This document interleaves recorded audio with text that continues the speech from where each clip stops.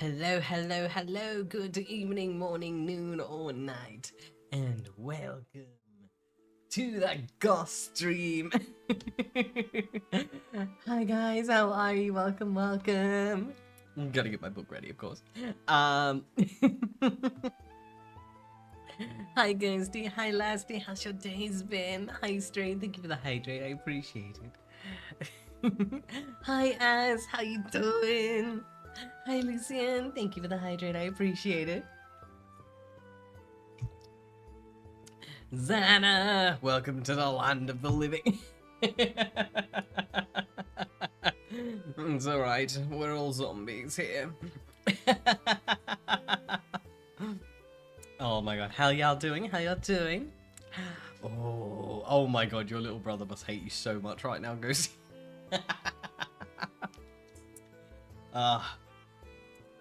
But yes, my day was honestly work today for me. It was so dead. Oh my god. For context, we've got a long weekend in Victoria this weekend. So basically, a lot of people took today off. And you know when you work somewhere where like, and I suppose it happens sometimes in schools as well, but like, you know when you work somewhere and like, most people have taken the day off, but like you haven't. So you go to like wherever your workplace is, and it's it's like you're in a ghost town. Like I got so much manhwa reading done today on my boss's dime. So yeah, that was basically my day. Though, what I've actually been doing since I got home is I've started watching Dungeon Meshi, the anime, and it's really good. I'm really enjoying it. And it ironically really reminds me of a manga that I really like called Dungeon Reset. Basically like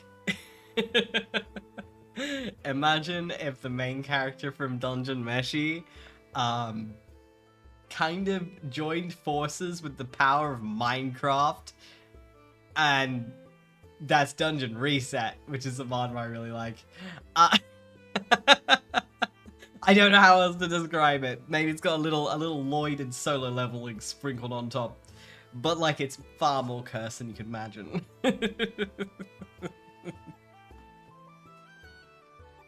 Exactly, Lasty. Hi Sue, how are you? Welcome, welcome. But yeah, I'm really enjoying Dungeon Meshi. It is really fun. Like, it's really refreshing to see the kind of story I like in like anime form. Like I guess like the best way to put it is like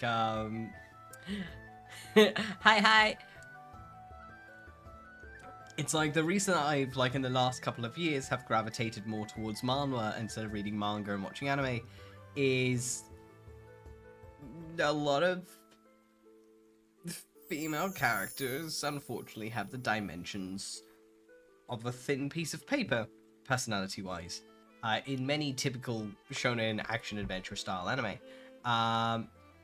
It's really refreshing to like see like completely unironically a show that is a fantasy show that like everyone is incredibly well rounded, but like it's kind of it, but it's still like your comic shonen adventure style, which is right up my alley because I love main characters with weird interests. Hi 𝐿𝐿5, thank you for the follow, I really appreciate it, thank you, and welcome.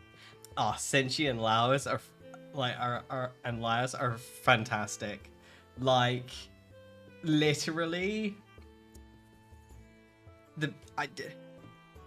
if you combined Lloyd Frontera and Senshi with a bit of Laos, you would get Dawoon, the main character of Dungeon Reset. So it's like, I kind of came off reading that story again, and then I went to Dungeon Meshi, and I was like, oh shit. Another weird bastard. Perfect. I like him weird.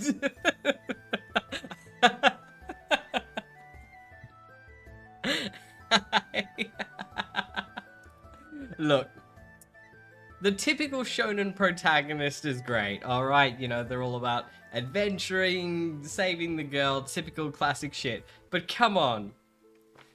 If you're given a choice between shonen protagonist number 4 and Laos, who all he wants is to just hyper-focus on monsters and eat them and have a great time, I'm going Team Laos. I'm sorry, he's fun. I love me a man with a single interest. Honestly, I love all of the characters in Dungeon Meshi. I'm having a really fun time. But yeah, if you like Dungeon Meshi, you will definitely like Dungeon Reset. It's basically, what if Laos was a tradie? So like, what if Laos was a carpenter? Or played Minecraft? Dude plays with dirt, like, a lot. Dude's basically a mole rat. But but they're similar style stories. But yeah, like, oh my god, Dungeon Meshi is fantastic. And I know, like, I think I'm up to episode 22, so I'm pretty close to catching up. So you bet your bottom dollar that, like, when I finish watching the anime, I'm definitely gonna put, like, Dungeon Meshi on my manga to read list.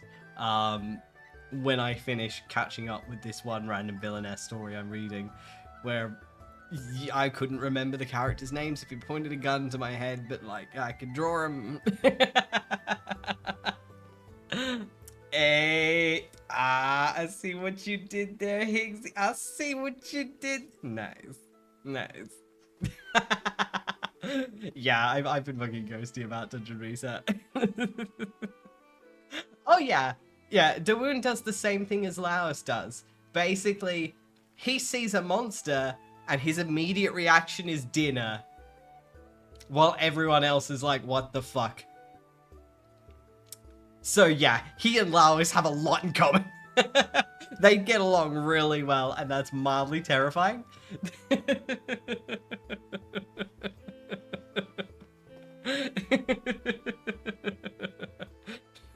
I mean, yeah, it's like, for real. If it's tasty, I mean... If it looks like a chicken, it'll probably taste like a chicken.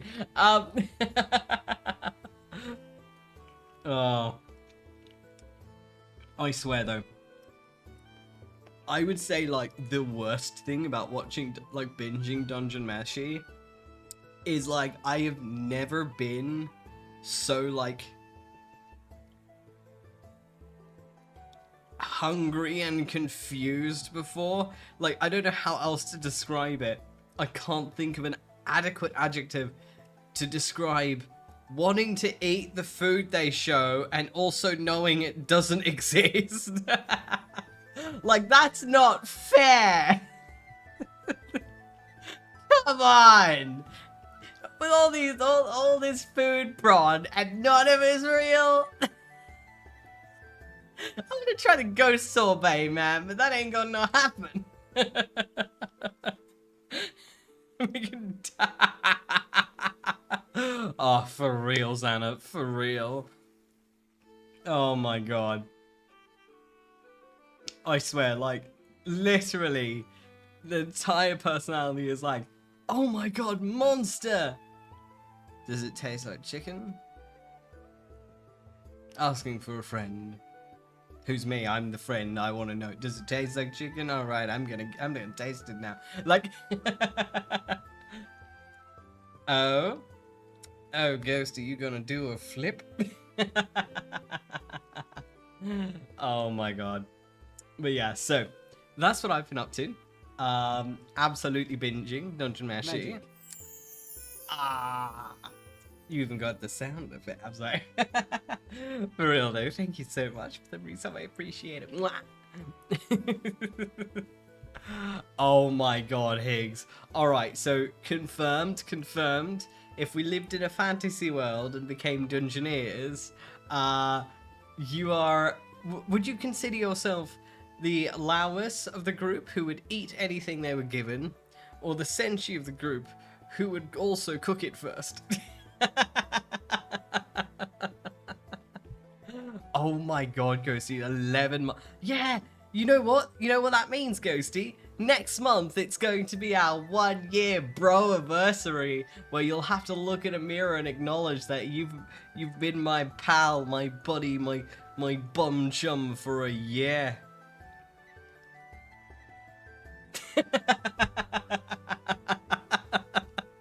How's the knowledge taste? Said with love and affection, of course. High five, Higgs. us shit chefs should stick together.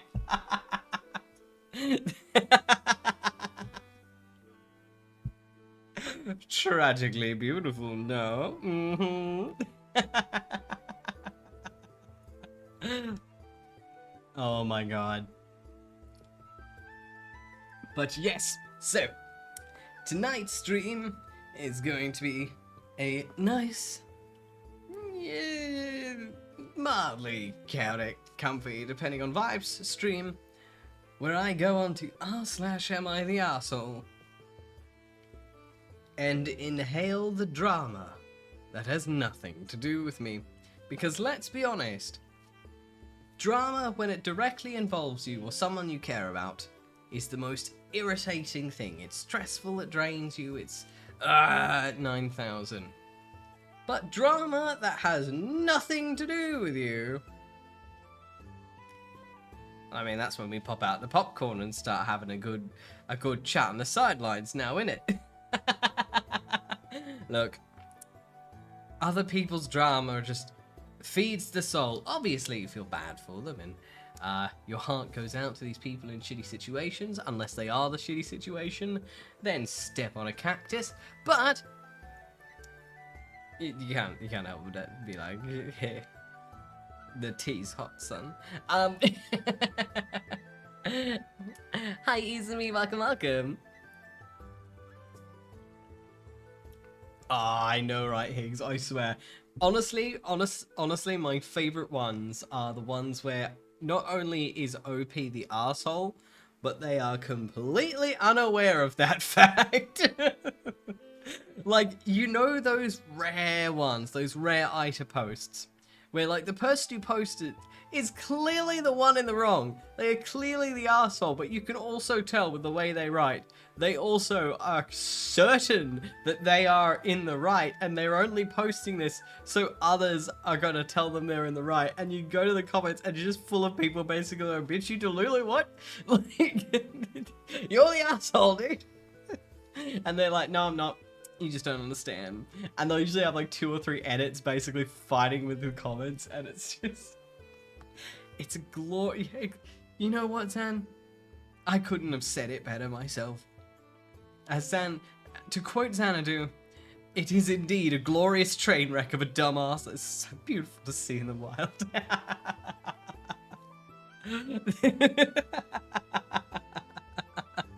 Hi, Ants. How are you? Welcome.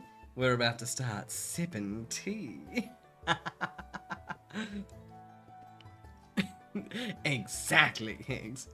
Honestly, okay, this is a segue, but speaking of Delulu is not the Salulu.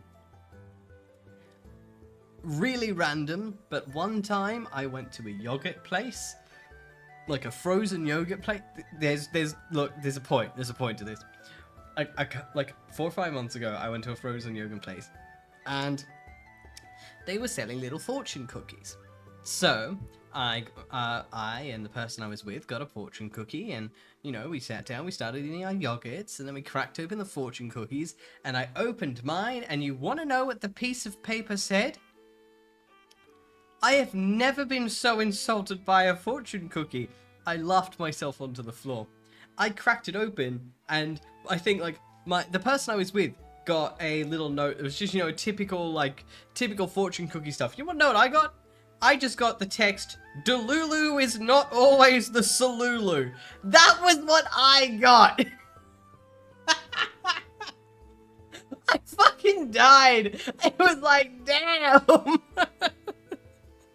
You coming for my kids? You coming for my house? You coming for my cats? Like, I was so shocked. Like, the person I was with was also cacking themselves to bed.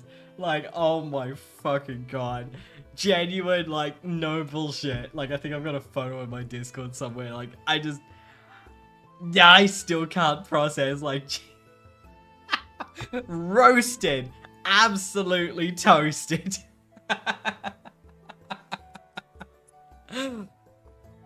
Oh my god.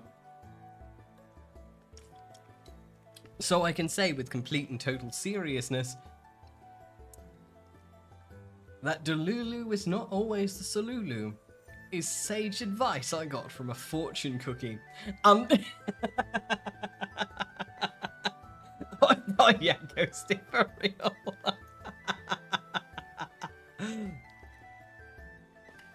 Alrighty. Now, let us get our tea, peppers, or various drinks in hands. Our bodies in a mildly comfortable position, because let's be honest, most of us have shit backs. And get ready for the first sip of delicious metaphorical tea. Hello, Isaac. Am I the asshole for telling my husband that he's too broke to be so sexist? This is gonna be fun. So, my husband comes from a traditional family. My mum's a stay-at-home mother, and my father was a sole provider. I come from the opposite. My mum was pretty much forbade me from ever being financially dependent on a man, and drilled that into me quite early on. My husband worked hard to unlearn the values he saw replicated at home. He, often more than, pulled his weight at home, was an engaged and present father, and a genuine partner. The only thing that grinds my gears is how much weight he puts on the opinions of his family. I get that we all want our parents to be proud of us, but this is too much. My in-laws are staying with us for 2 weeks. Our usual MO is I prep breakfast, we all eat lunch at work and school, and my husband makes dinner. We have a cleaner, but she's on holiday, so in the meantime, we're DIYing the cleaning when it's down to everyone to keep their space clean and common spaces we all clean. This is how we've always done it, and it works. My in-laws hate that I'm one of those modern women. They hate that I work, they hate that I don't find my purpose in being a wife and mother, and they hate that my husband pulls his weight at home. We spoke pretty frankly early on, where I established my boundaries and told them I won't be chastised about how I live my life in my home. When I am a guest in their home, I accommodate to their ways and play the daughter-in-law they wish I was. They have, for the most part, respected this. I got home yesterday after work, tired and starving. I typically get home around 6:15-30, and we eat around 7. I said quick hellos and ran up for a pre-dinner shower. When I came down, I went to the kitchen to help set up for dinner and found nothing ready. I asked my husband about it, but he wouldn't look at me, and his mother answered that he hadn't cooked anything. She told me I needed to do my duty as a wife and cook for my family. My coward of a husband still wasn't looking at me. I just walked away and ordered takeaway. I dished up for me and my kids, and we sat at the table to eat. My husband and his parents served themselves and joined us. My mother-in-law was still going on about what was wrong with me and why I was a failure. I asked my husband if he had anything to say. He said his mother had a point, and it wouldn't hurt if I acted more like a proper woman and took better care of my home and children. He said tradition was tradition for a reason, and it was kind of insulting that I thought I was too good for how he was raised. This is where I might be the arsehole. I told him tradition won't allow a man on $35K a year to support a family of 5, and he was too broke to be so sexist. He looked hurt, and I saw tears welling in his eyes. He excused himself from the table. I regret saying this in front of our children, but him saying that to me after I'm busting my ass to clean up his mess on top of having to deal with his parents, it's just too much for me. Am I the arsehole?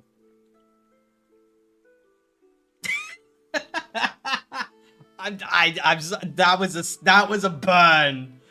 Damn. She literally made that man cry. Whoa. Oh, damn. Damn, that was... Fair play, though. He hit first, and he should have been aware at this point. Damn, she went for the jugular. Oh, wow. Yeah, that is, 10 out of 10. Yeah, he can cry to his parents. I mean,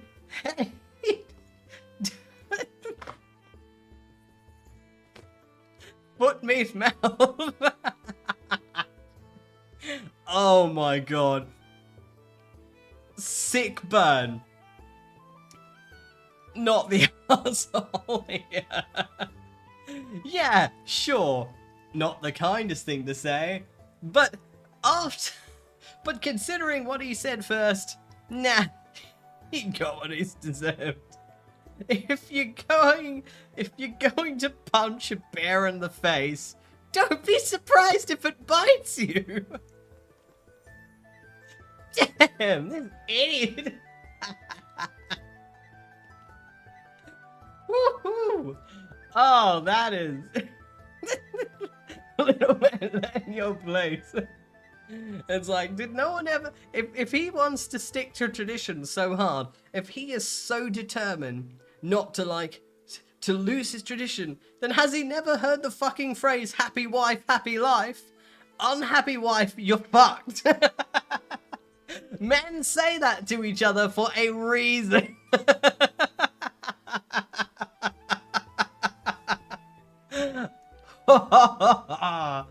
Oh god, that was the unhappy wife. You get a knife in the chest. Let's be honest, Shara, you get a knife in the soul. It's a wound that transcends physicality. He's probably going to be mulling over that burn for ages.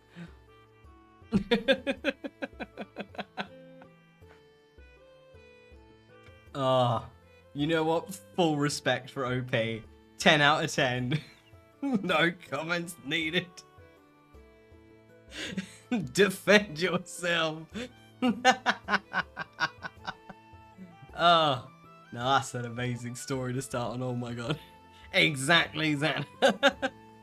I know, but welcome.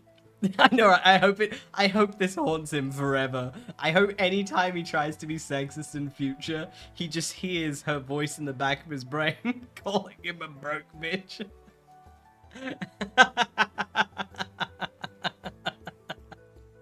Oh my god, hey.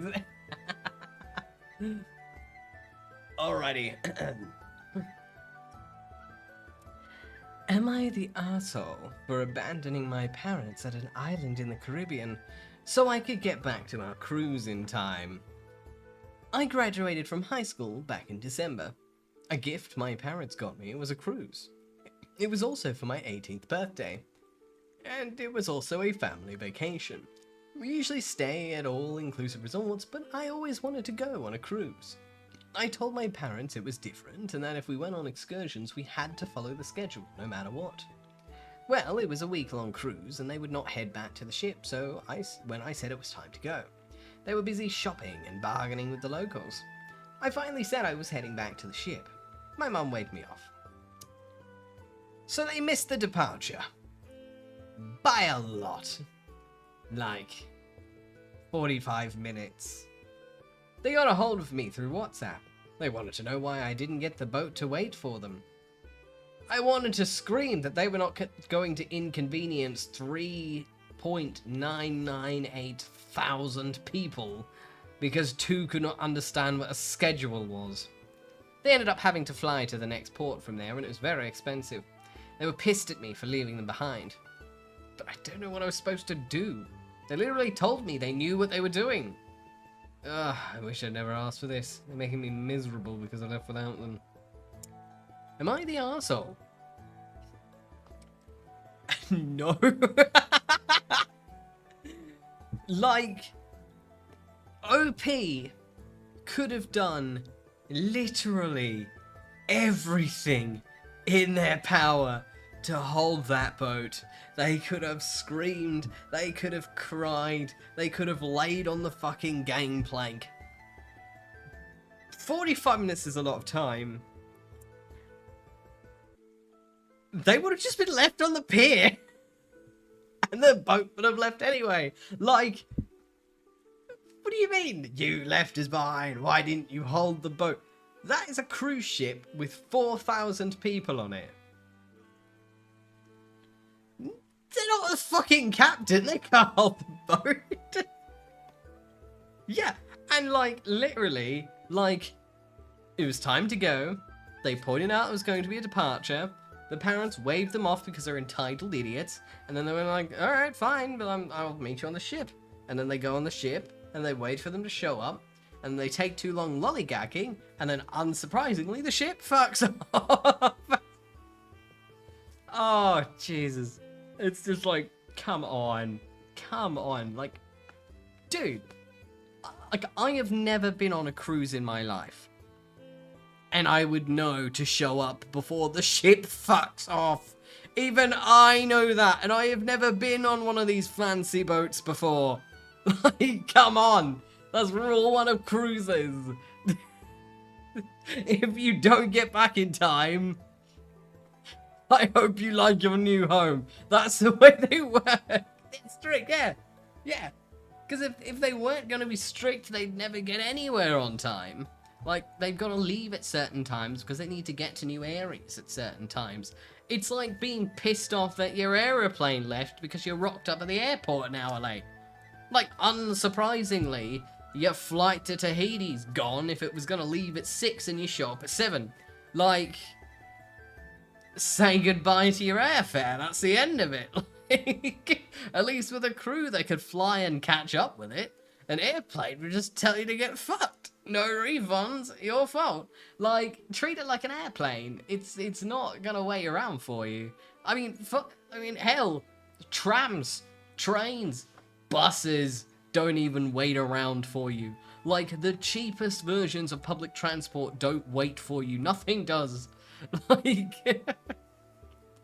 yeah, legit ants. Like, come on. Duh. Absolutely not the arsehole, and honestly, what entitled parents. Dear God. People like that, people who like have that sheer sense of self-importance. Oh, but like taxis aren't, like, they're not really public transport. They're more of like, they're kind of in that murky area. Like when I refer to public transport, I'm referring to, you know, buses, trams, trains, things like that. Things that have set stations and set stops. Taxis are more like personal transport. It's like it's a public service, but it is a personal thing. Now, if only the bus dropped me out in front of my house. Yeah, pretty much. Oh my God, yeah, you just got to be like, Dad, let me tell you a horror story of what happens when you don't rock up on time to a cruise. Hello there. Hi, Isaac, how are you? Oh my God. Probably ends, honestly. They probably had that entitled, like, oh, we are full of money, and as such, they'll obviously wait for us. We paid the money, and it's like, you paid the fee to get on the boat. The same as everyone else. Like, shrug, I don't know what to say, like, majority rules, and I think the boat had majority. Oh my God. Alrighty. Am I the arsehole for quote-unquote, tricking my brother into selling me his half of our childhood home, and then demolishing it. My mum and dad divorced when I was young. My brother loved the fact that our mum had no rules for him, so he went with her. I abided by the customary agreement because I had no choice in the matter. My mum loves us both, but she dotes on my brother like he farts perfume. My dad kept the house. He had to buy my mum out. It was an old house built in 1953. It had old wiring and was really less than suitable for modern life. What it did have, though, was a huge yard that was great growing up. My dad passed away during COVID. He left everything equally between my brother and I. I wanted the house. I told my brother that we should just tear it down and put in infill housing like that neighborhood is zoned for. He just wanted money. So I bought out his half of the house at the market value. It was sold as a teardown. He took the money and bought a car and went on a vacation. He still has money left. Then I had the house demolished and built a fourplex. Each unit has 3 bedrooms, 2.5 bathrooms, a small yard, and a garage.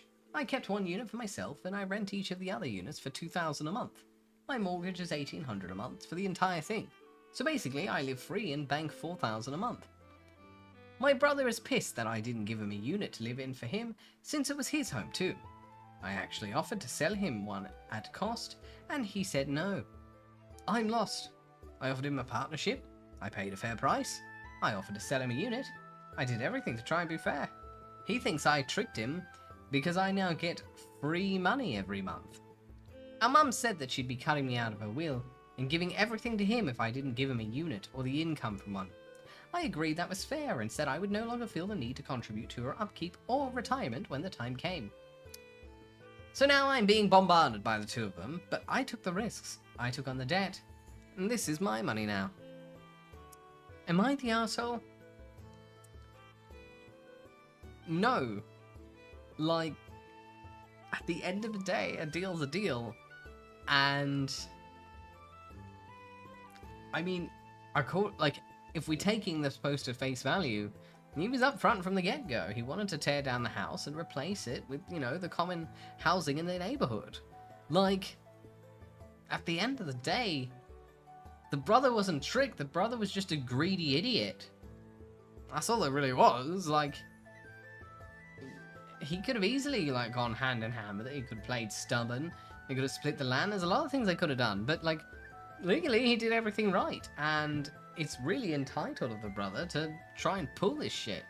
And entitled of the mum as well. But if she thinks he farts perfume, I mean, come on.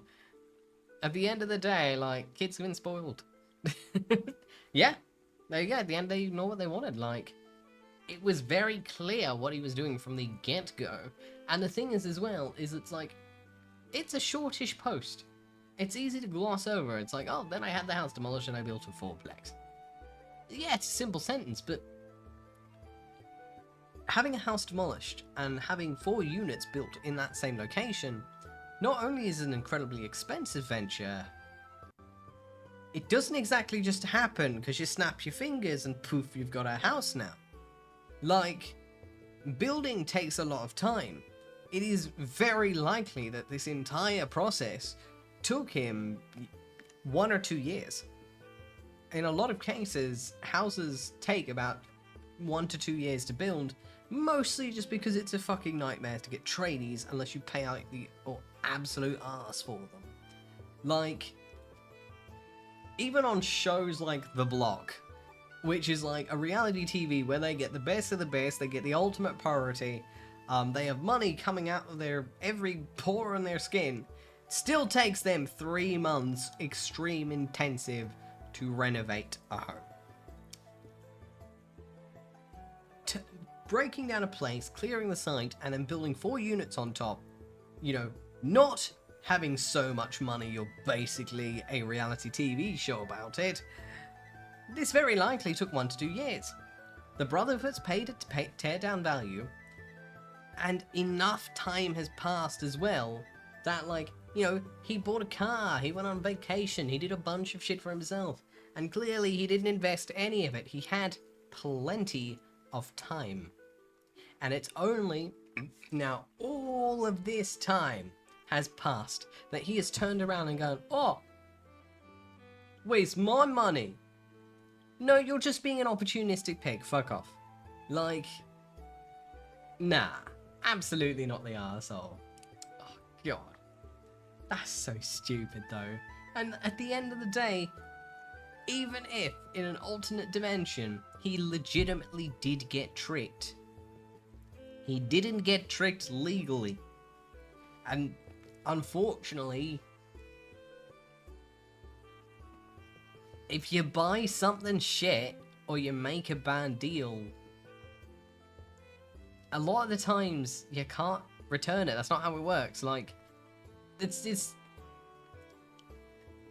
I mean, what? Does he send in a ticket to EA every time he gets something shit in a loot box? Like, is he this kind of person? But, like, yeah. At the end of the day, everything was fair, and he's just crying like a baby. Like that guy from the first story who got roasted. Exactly, lads, yeah.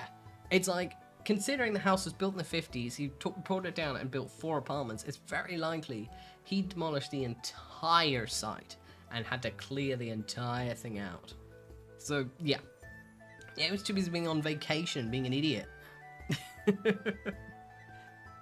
Exactly. It's like he could have rebuilt the apartments. He could have invested in a business. He could have done something mildly adult, but instead he was like, hee hee, I have money. And then he kind of shat it all. I hope it smelled like perfume. Anyway. On to the next story. Am I the arsehole for reporting a child licking the sauce dispensers at Costco?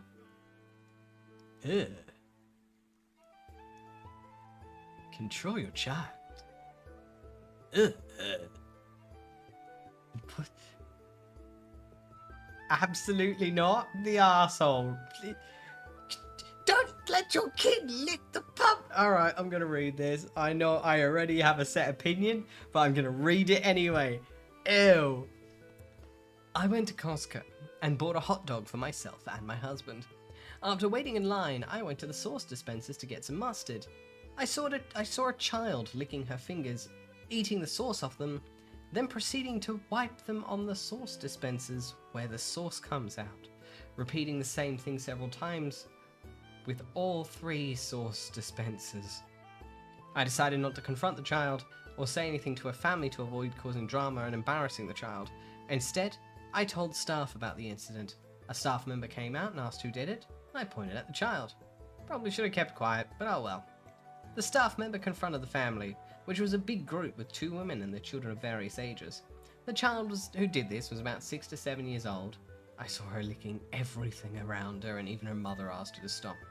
The family then confronted me, asking why I didn't tell them directly and went straight to the staff. I politely explained that my concern was food safety, and that's all, so I wasn't looking to confront anyone. They didn't believe me, said I must hate children, and spent the next few minutes talking over me and not letting me put a word in. I reiterated that my concern was only food safety and that I don't want other people's saliva in my sauces. The staff member then told them that they could easily check the CCTV, which seemed to calm the family down. I'm still frustrated due to the whole incident. I hate arguing with people in public, and I wonder if I'm in the wrong here. Am I the arseholes? Edit. Just wanted to highlight that I told the staff to get them to clean the dispensers. That was the actual reason. Absolutely not the arseholes. Yeah, it's a health code violation. Like, that's OH&S. What the fuck? That is food safety. Yes, if you see someone licking or putting their saliva all over public sauce dispensers, whether it's a child or whatever, yeah, do what this person did. Tell the staff. Because at the end of the day, if you ignore that, like, staff in restaurants and food service places, they're always running around. Like, for it being some of the lowest paying jobs, they are some of the busiest. Which means a lot of times, things like this, like, if one of them doesn't have the time to notice, or they don't see it, there is a chance that they only check on those sauce dispensers when it is time to refill them. Because they don't have the time to watch it like a hawk. And the security watching CCTV aren't watching the sauce dispensers, they're watching other things. So, what that means is if this person hadn't gone to the staff and pointing out that someone was doing that, the staff may not have known and unintentionally had a bloody, like, massive health risk. Everyone was squirting on their sausages for potentially weeks to come. Like, I'm sorry, but I'm not. I'm very much on OP's side. Like, the end of the day, like, it was an OHS issue, and she just wanted to get them to clean the dispensers, which is fully fair and what they should do for everyone's safety. So, for them to pull this shit and be like, no, like, you hate children. No, I hate salmonella. Food poisoning's not fun. And considering this kid was licking everything, like, I'm not germophobic, but I am aware of what life is. Yeah, children are walking petri dishes, exactly. And it's like, I am well aware that, like, germs are everywhere. And, like, if this kid is licking tables, licking the hands, licking the sauce, licking the walls, licking the floors, licking everything, there's some salmonella in the sauce. Hi, Gamer Review 1. Thank you for the follow. I appreciate it. Thank you. And welcome to the Uncanny Valley. But yeah, if you are minding a child, do your absolute best not to let it lick shit. Like that.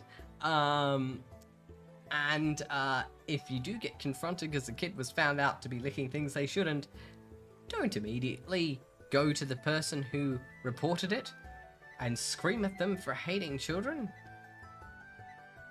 Because that's not it. They just don't want salmonella flavored mustard. Yeah, it's a bit. Oh, God.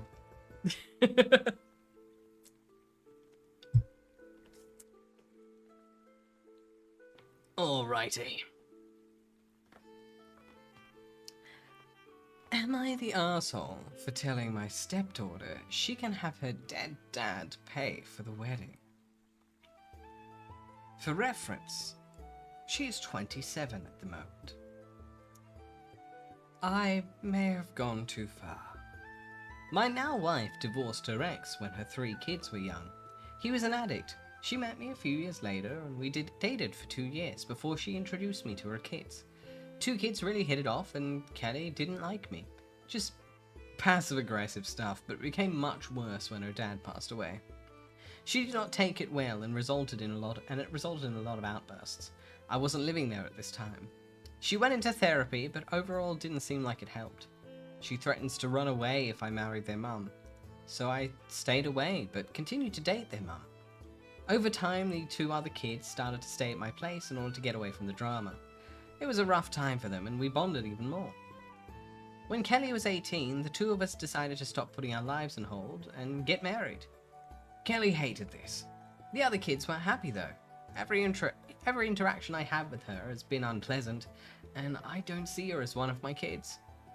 I eventually adopted her siblings when they were 16 and 17. They asked me. During that time, she destroyed a lot of her siblings' stuff for betraying their dad. Now I rarely see her, and I prefer it that way. The 2 kids have an on and off relationship. I paid for my 2 kids, and so I paid for my 2 kids' weddings. I got a call from her, asking me to pay for her wedding since I paid for the other 2, and I told her no. This started an argument about how it's unfair. I had enough and told her to have her dad pay for the wedding. She hung up after some lovely names. I may have gone too far, which makes me a bit of a jerk, but still I must ask. Am I the arsehole? Oh.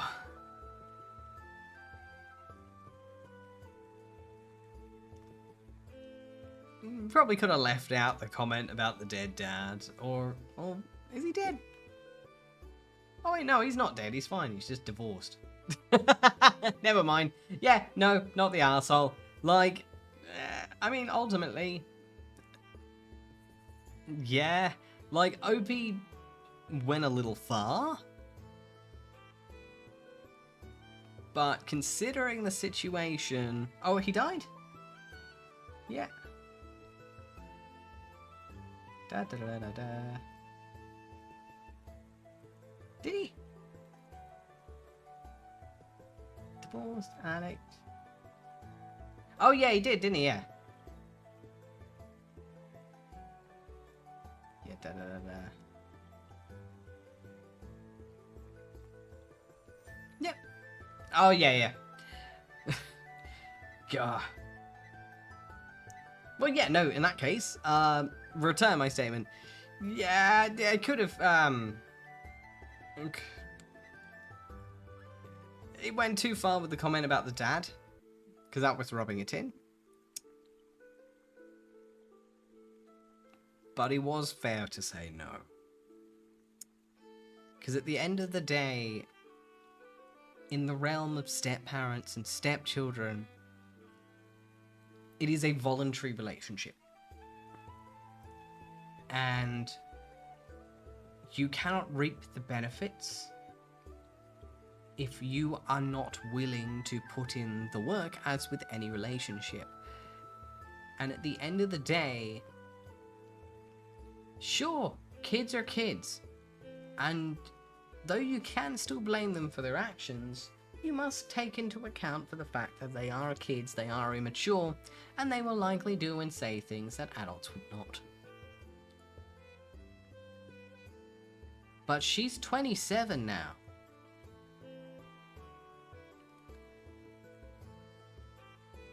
She's had 9 years to get her shit together and try and repair the relationship if she really wanted it. And clearly that was not the case. And that is totally fine. You do not have to have a familial relationship with your step-parents or your stepchildren, vice versa. And if your parent marries someone you don't like, you are well within your right to go, nah, and kind of move on that way. That's totally cool. Once you're an adult, within the law, you can do whatever the fuck you want. And the other 2 kids chose to be adopted by OP, and they're quite happy to, quite happy to see him as a father. And that was their choice. And as a result, he treats them like his kids. Whereas Kelly chose to be very antagonistic towards him and cut contact basically when they became an adult. And so at that point,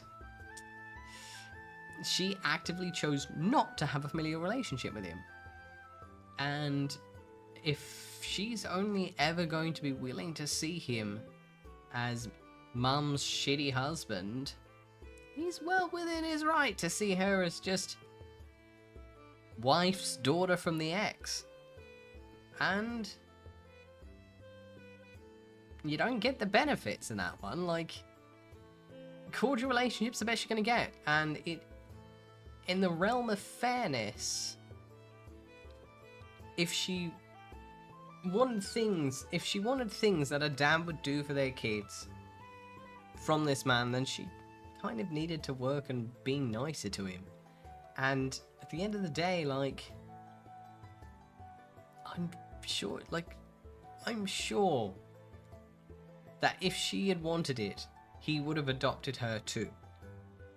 But she was so vehemently against anything that he couldn't even get married to someone he clearly adores, because this kid was threatening to run away for years. She made it, yeah, exactly, Xana, yeah. She made it expressly clear she wasn't his daughter. And so, he's well within his right to turn around and make it equally as clear that he is not her father. He could have phrased it better. He really could have phrased it better. In fact, he phrased it in probably the worst ways he could.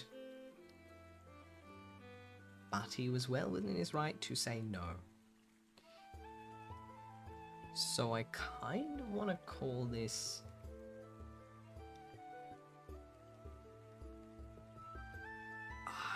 everyone sucks here. I kind of want to call it that, because he did go too far. Like, at the end of the day, a pot shot's a pot shot, and there's one hell of a pot shot. But he was correct in his stance. Just not in his execution. Where she just kind of comes off as the asshole, like, the whole way through. Like, damn. Like, if it's an asshole competition, she'd win.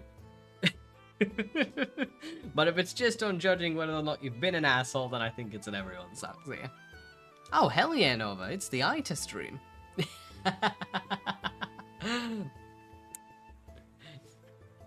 Exactly, it's yeah. But yeah, as for parents paying for the kids' weddings, it's one of those, depending on your family situations, like it depends on the country, the family situation. Like, I know in Australia, it's not really a tradition. Like, it's not really something people expect. And I think it's cases where, like, if the parents can afford to fund the wedding and they want to, fuck yeah, no one's gonna say no to a wedding that just got 10 times cheaper. We all know how expensive weddings are. Like, if I ever got married and I knew the wedding was gonna cost me, like, throwing an arbitrary figure, 20k, I'm just pulling a figure out my ass, and my dad turned around and said he'd pay 15k of that, I'd kiss the man's feet. You're kidding? I'm saving 15k. Like, no one's gonna say no. But it's not like, but at least, like, as far as I know, it's not expected. So it's not like kids turn around and go, why the fuck isn't my parent paying for my wedding? That's fucked up. It's more like parent decides to pay for wedding, or if it's common in the family, it's like, fuck yeah, let's go. Otherwise, most people I know just tend to kind of go in with the expectation that they're funding it themselves. Yeah. So, yeah. Oh my god.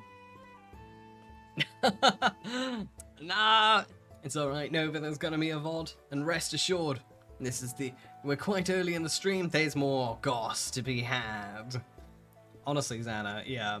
It's like that awful catch-22 of, like, weddings are by nature such, like, pointlessly expensive events, but also I'd love to experience it at some point in my life as well. Like, it's that whole, like, it's obnoxiously expensive. It's a absolute capitalistic nightmare where everything is just coming at your tits in a point of irritation, but like, I want a really cool cake that doesn't look like a cake. That would be really fucking sick at a wedding. Like a cake that's shaped like a dungeon.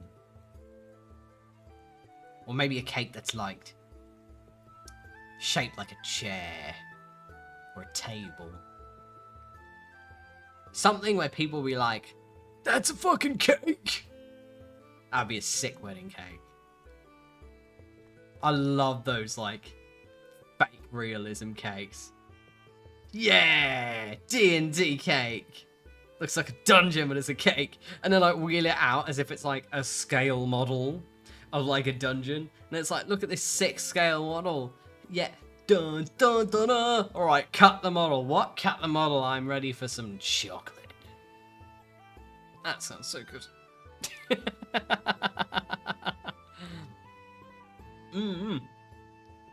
Yeah, I've definitely heard of a lot of cases, Ghosty, with wedding, that there's, like, a general, like, there's a gift culture, like, kind of like a wedding registry or something. Like, if you go to the wedding, you get something on the registry. I'm vaguely aware of it through fanfics and stuff.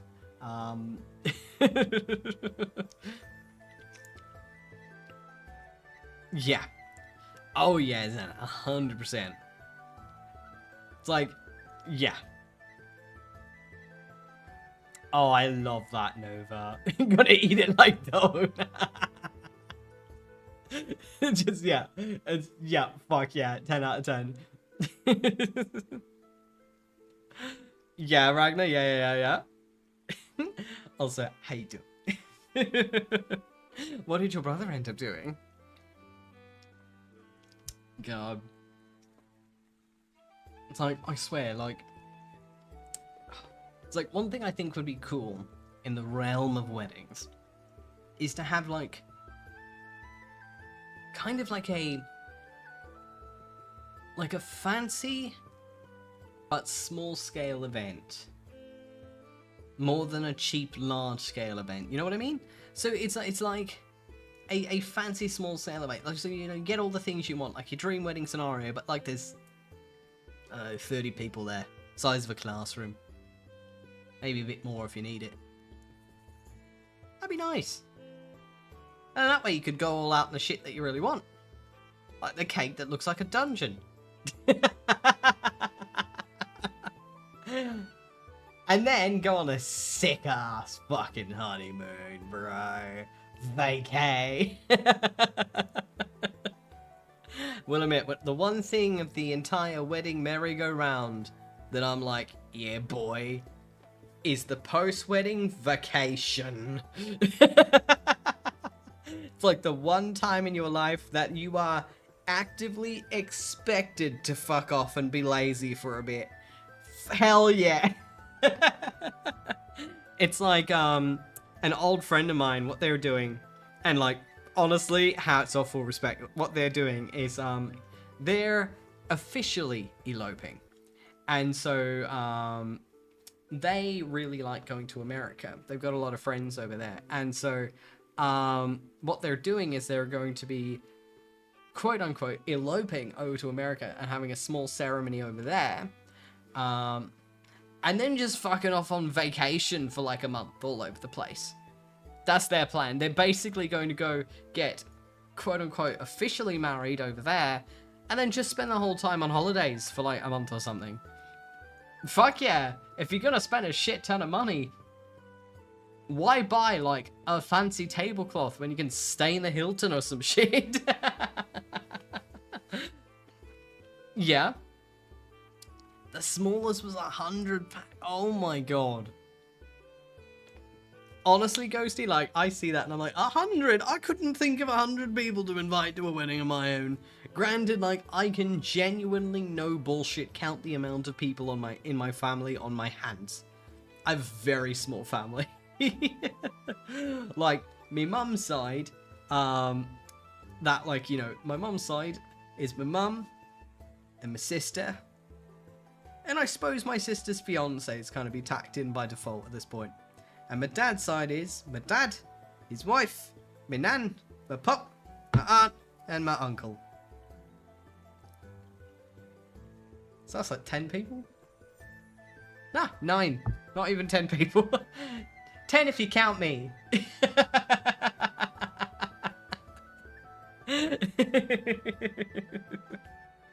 Oh my god. Oh no, what? Hi, how you do? Oh yeah. Sign the papers and be done with it. Respect. Oh yeah, I wouldn't want to get married in a church. I'd be so awkward.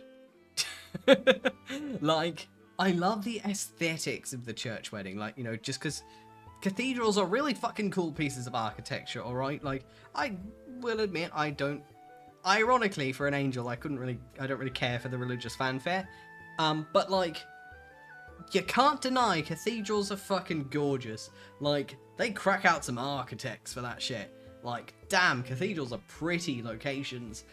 But I will admit, I'd spend the whole time wondering if I'm gonna be zapped down by lightning for being too ginger or some shit. I don't know, just, there's something about churches that has just always made me uncomfortable to go in. And I think it was just because, like, I was raised atheist. So, like, I never had any religious conditioning growing up. If anything, I had, like, the opposite. And then I kind of just settled into agnostic because, like, I'm not arrogant enough to pretend I know shit. I'm an artist in Australia, man. What the hell do I know? And so... but, like, so it's like, I was, like, even though I was exposed to, I guess, Christianity and stuff, as much as I was exposed to, you know, Muslim and Jewish and Buddhism and other religions. Like, they're all just alien enough to me that being in a place of worship for any religion makes me feel like really awkward and out of place. Plus, there's the added sprinkle on top that I am a fruity motherfucker, so I feel like if I go into a church, I may as well just slap a sign on my head that says gay, even though I'm technically bi, but they don't care about technicalities.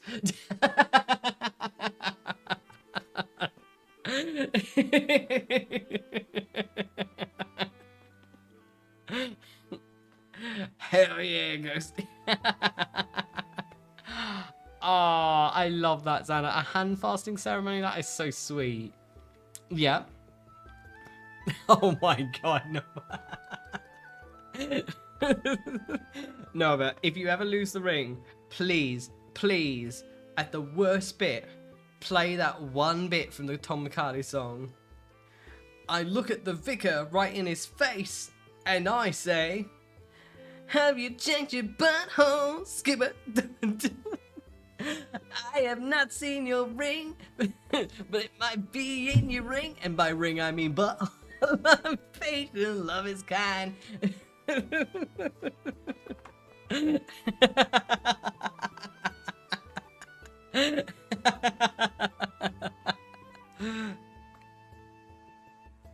Oh my god, Rita!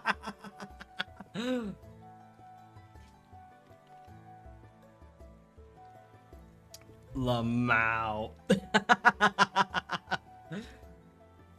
An aquarium. Ooh, that would be interesting. That would be quite interesting. I have to admit, there's something charming about the idea of a wedding or a ceremony taking place in a rainforest. I don't know, I love the environments. I like rainforests, they're really pretty. Like, there's just something cathartic in the environment of a rainforest.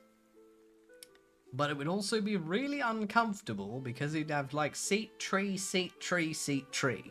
Because rainforests tend to be pretty thick with trees, unless you're all standing in a line on the footpath like a bunch of well-dressed donkeys. I know, right, ants? Mm-hmm. Yeah, rainforests got that nice smell to them. Alrighty. Ooh. It's a druidic wedding. Alright, on to the next tale. Oh, castle ruins. Oh, I like the sound of that. Castle ruins would be a sick fucking wedding.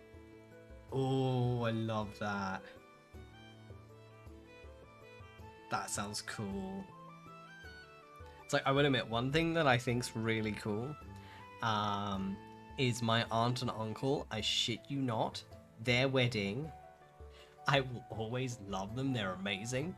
My aunt and uncle, their wedding it was a costume party where they didn't tell anyone it was a wedding. They dressed up as a king and a queen. Everyone was in ridiculous outfits from the local costume shop. My dad wore a mullet. My pop was dressed as Zorro. My nan was Cleopatra. I was a prince. And my sister was wearing the same outfit as me. Because we were at that phase in our life where we were like 10 and 7.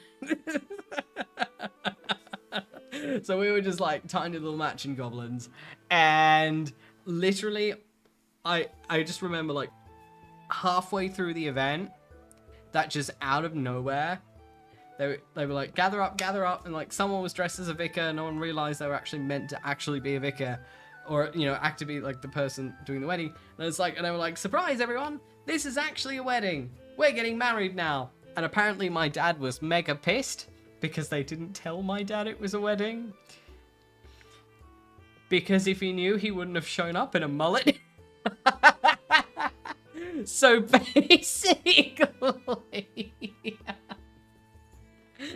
you've got like pictures of my dad and his wife, because like my nan and pop have the wedding photos in the house, and my pictures of my dad and his wife.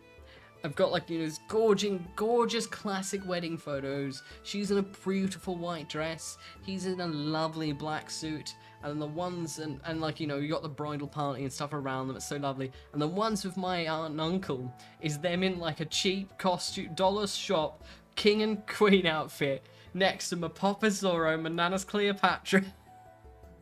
Me and my sister as baby purple royals because we were in purple outfits, and my dad was standing there looking slightly sullen, wearing an 80s rocker costume with a massive David Bowie mullet wig. And that photo is immortalized, and I love it.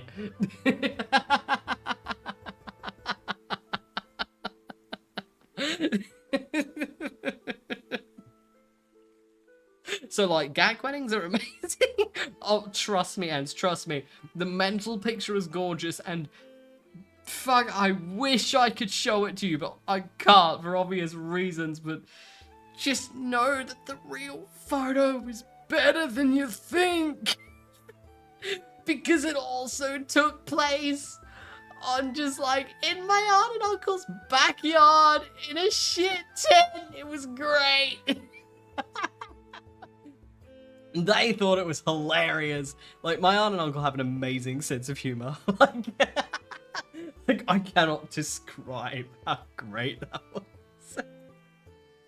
Pretty much higher. Pretty much. Oh my god. Yep. So, you know, weddings aren't always evil. Sometimes they are the funniest shit. And, like, I've been to 2 weddings in my life, my dad's and my aunt and uncle's, and I can tell you now, love my dad to bits, but the only thing I remember at his wedding was standing there, my eyes just drifting over everything in the room, and constantly being like, the ceiling's pretty. Ah, fuck, zoning out. Alright, pay attention. Oh, what's in that stained glass of it? Nope, pay attention. Yeah, I was gone. I was falling asleep. It was a very typical traditional wedding, which is very boring. And me and my sibling, we were both in the bridal party because we were like 12 and 9. So we're just standing there like, next to dad and his wife get married like bored children are. But like, I will never forget my aunt and uncle's wedding. Like, that is forever in my brain. Like, I will never forget that. Though my dad did ride in a limo to the venue and he let us ride in with him, and I do remember being in the limo and I thought that bit was pretty sick. The one time I've been in a limo and I remember being like, oh man, I thought this is lame, and then the limo showed up and I'm like, oh my god, it's a limo. Oh, I'm going in a limo. And I lost interest after I left the limo. It was like a 10-minute drive, but like that was 10 minutes in a limo.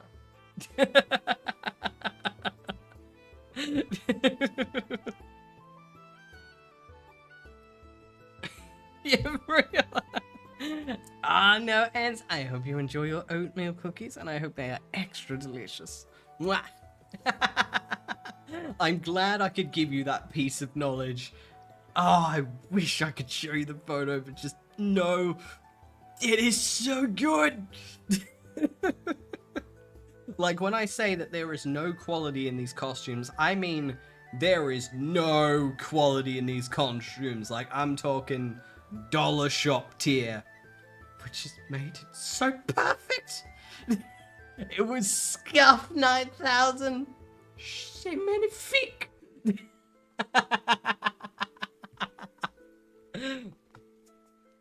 Alrighty, on to the next story. Am I the asshole for reminding my friend that she married for intelligence? And look where it got her. I, 35 female, met my husband, Vince, 36 male, after he saved me from drowning at a pool party when I was 18. I took him out for lunch the following week to thank him for saving me, and we soon fell in love and began dating. At the time, Vince worked a blue-collar job while I was studying in university. We ended up getting married, and Vince supported me throughout my entire education up until I got my PhD. Vince always told me that he wanted to study in university, but had learning disabilities that made it difficult for him to study in a classroom. At times he was embarrassed by the fact he had to work twice as hard compared to people around him, but I always found that to be admirable about him. When I finished my studies and got a well-paying job, I convinced Vince to give his dream of studying another go. Last year, he was finally accepted into a nursing program at our local university. He's working hard to achieve his dream, and I am incredibly proud of him. Last week, my friend Alba, 36 female, came to visit with her son so our children could play together. Alba was my roommate during our first year of university. She began dating her husband Leo around the same time I started dating Vince. Leo was an obnoxious law student who later on became an even more obnoxious attorney. He was a know-it-all who prided himself on his intelligence, which for some reason attracted Alba. At the time, Alba would sometimes tease me that I could do better than Vince, and would often just set me up with one of Leo's law school buddies, but I would always refuse, and she eventually dropped the subject. Alba and Leo are currently going through a nasty divorce that stems from him cheating on her, and quite frankly, he is dragging her through the mud and is using connections to try and leave her as penniless as possible. As we were chatting and catching up, Alba began to express concern over the fact that my eldest son, who's 7, was recently diagnosed with dyslexia. Alba began telling me how she's worried that my son will be academically challenged like his father, and what that could entail for his future.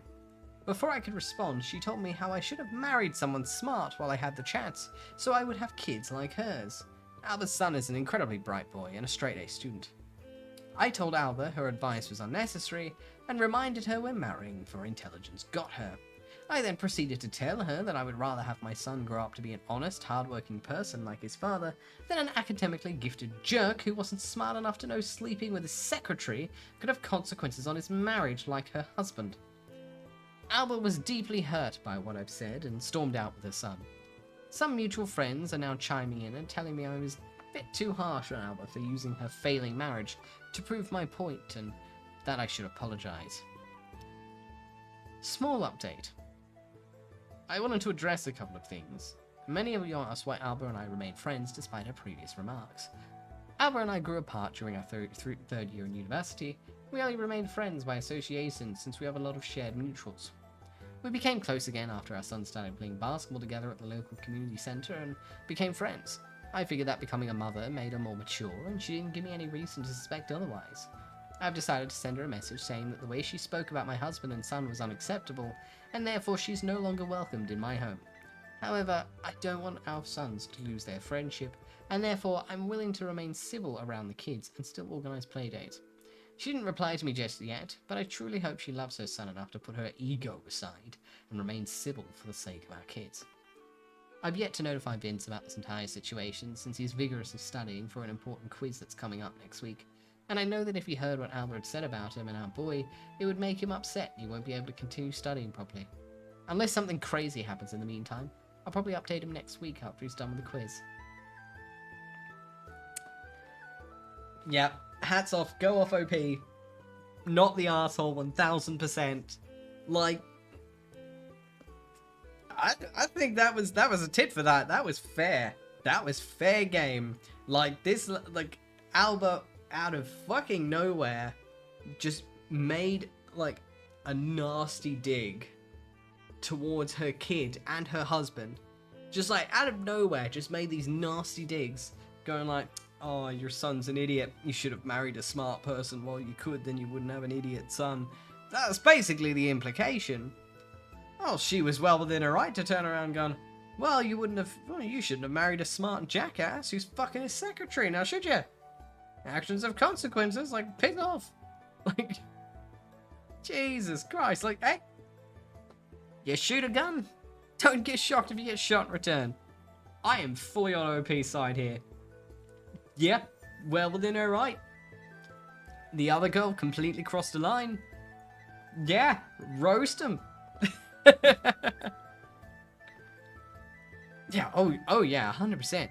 It's like, God, just so bitchy. Like, I don't know how else to describe it. It's like, oh, I heard your son has dyslexia. I should have married someone a bit smarter, then he wouldn't have had these issues. And it's like, bitch, you say my kid dumb?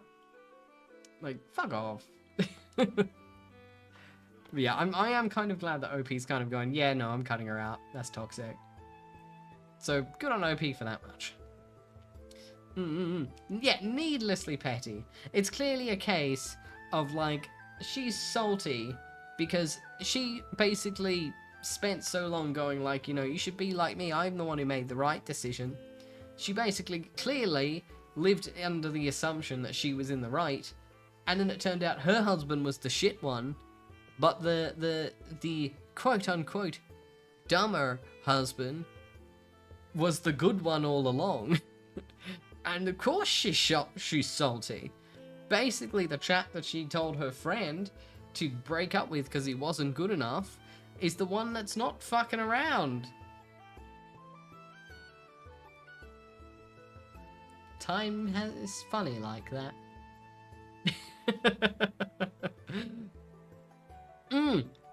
Straight up, Xana, straight up.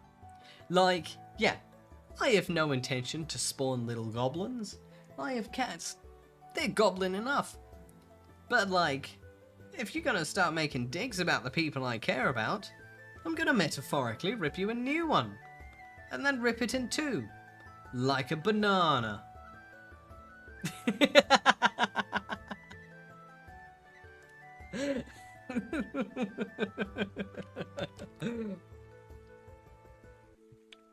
Oh my god. Alrighty. Am I the asshole for telling all my kids it's so my inheritance and not using it to get am I the asshole for telling all my kids that it's my inheritance and I'm not using it to get them out of debt? I have 3 kids. They all decided to go to expensive colleges. I paid for their books and gave them money for food plan, but tuition was on them. They knew from the beginning that college would be on them. My youngest took some community college classes to save money. The rest of the kids didn't do much to lower their expenses. They're all out of college and in a whole bunch of debt. My mother passed away recently and she gave me the house, and I'm selling it for around 500k. I plan to use some of it for a big vacation and then the rest to go into my retirement fund. I decided to let the kids have a look at the home first before it went on the market. It's in a really nice area and the house is great. They were surprised by the amount and all of them couldn't afford it. I told them I planned to sell it soon. This started arguments about how I came to so much money, but don't plan to give them any of it. I told them it's my inheritance from my mother. She wanted me to have this. Argument escalated even more and they wanted me to pay off this school debt. If I did, they would take away 3/4 of my inheritance. So I told them no. I reminded them that when I die, they'll have their own inheritance from me, but I'm not dead yet. And as such, they're pissed at me. As for everyone asking why I don't give them their inheritance now, the answer is I'm not dead yet. I can't sell a home and give them that money since I need to live in it. I can't drain my retirement fund since I need it to retire. Am I the asshole?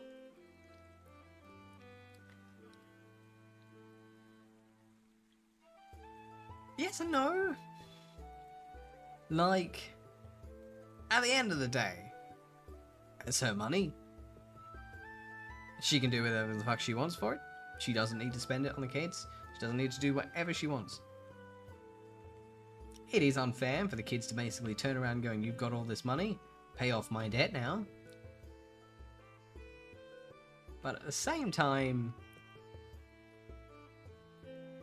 it's a bit weird she's not giving them any of it.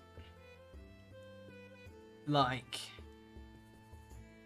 most parents who are close to their kids would at least trickle down something.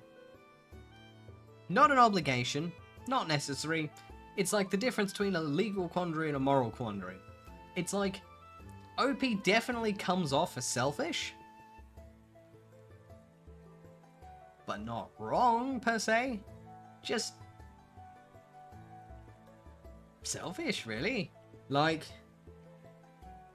because, like, technically, she probably could have offered, maybe not to pay off the school debt, but, like, I don't know, give them 5k each or something. Something small. Like, a lot of parents would do that if they got a big inheritance, they, you know, and they're close to their kids. You know, give them something small to kind of, like, treat themselves or pay off anything immediate. Without, you know, eventually hurting the bank, so to speak. So it's one of those, like, key-ish ones, like, not the arsehole in that it's her money and she's well within her right to do anything about it, but if she spoke to her kids in the same tone she uses in the message, so in the post, I can understand why they'd be upset. But yeah, it is a little weird. Yeah, you're right, Lucian, actually. That's a good point. Why on earth didn't OP's mother leave anything to the grandkids? That's strange. Because, like, generally, like, the inheritance ain't just for, like, their kid. Usually it's spread around the close familial family. Yeah. Exactly, Rita. And it's kind of like, you know, it sounds like this is very likely America. And yeah, you don't have to pay for your kids thing, but I know it's pretty common in America. Culturally, parents are expected to help a little. Like, not, and that's like, there's not really enough information to go on how exactly it went down. This feels like a context situation, but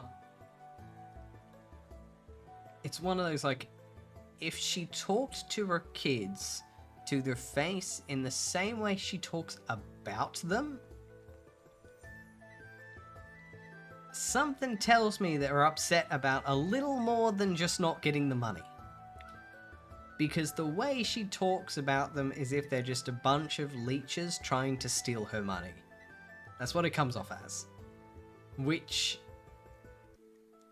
that alone is kind of an offensive attitude to be hit by. Like, let's be honest, if one of my parents came into a heap of money and they basically had the attitude of, "Begone, scum," I'd be a bit pissed. I wouldn't even be mad about the money. I'd be mad as like, oi, that's not the point. What the fuck? Like, why are you being an asshole? Like, you can keep your money, but you can at least be nice about it. Like, yeah, so, yeah, exactly, Nasty. Like, that's the troubling thing here. It's too vague. Like, this is very much like context. Like, because it's like, the one downside of ITA is they are only ever a singular perspective. And, yeah, Samurai, yeah. Yeah, and I think that's fair. And ultimately, like, well, like, I've never had any experiences in my life where inheritance is involved. But, like, yeah, I think I'm with Lastion. I kind of want to go everyone sucks here. Because it's like, it's weird the kids weren't given anything. And if the OP is to be taken at their word quite literally, then it seems like the kids turned around and immediately asked for a cut. But at the same time, just the way OP is talking about the kids, like, OP's not making, it's like, OP isn't like attempting to make any excuses for them. OP isn't attempting to explain their behavior at all. Like, OP isn't giving any perspective to the kids. OP's basically just going, they're trying to make me pay their debt, and I said no. Which says that's all that OP is seeing. And while that's likely the case, it could also be a case that, like, OP is a bit of an ass too. But I suppose if I'm going to play the armchair peanut gallery, in for a penny, in for a pound, I think I can see where the kids get it from. Alright, let's see. Alright, so Alright, so OP has added some context in the comments. The debt annoys me. I tried to get them to go to cheaper colleges, but they didn't. I really tried to get them to go cheaper. Kind of worked for my youngest. 2 of them went to private colleges, around 60k a year, and that doesn't include room and board. One of them turned down almost a free ride since the college wasn't up to their standards. It was a good state college in our area. I truly don't think it helped them in the wrong one. The degrees they came out with don't correlate with the debt they got into.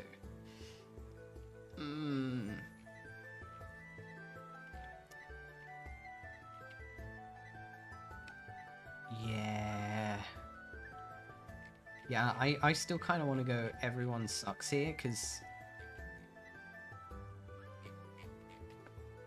OP really feels like they don't like their own kids. And in my experience, and I'm just one person on this planet, in my experience, parents who don't like their kids are pricks to their kids. And that tends to backfire a lot. But at least in that specific situation, everyone sucks here, but mostly in the realm of attitude. In the realm of legal rights, it's her money, she can do whatever you want. But it takes 2 to tango, and just looking at the way she seems to talk, I can see where the kids get it from. But like, and I guess like there's that other thing as well, like something that's not mentioned. If, like, these kids, why were they so obsessed with getting into a prestigious or expensive college? Like, you're not born with that. Something in their environment has pressured all of these kids to get it into their head they had to go to a good college. Which meant that, like, either they were going to a school that highly prioritized expensive colleges, which means they were likely going to a good school, which encouraged that kind of behavior, or it was something going on at home. And in a lot of cases, if kids are so focused on, I have to go to a good college, get a good degree, good,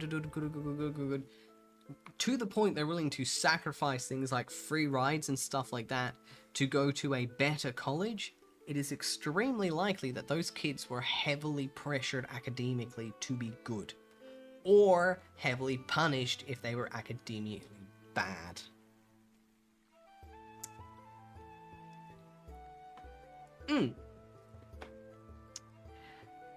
Ooh, yes, Nova, good. Yeah. That comment? Yes. Yeah, pretty much.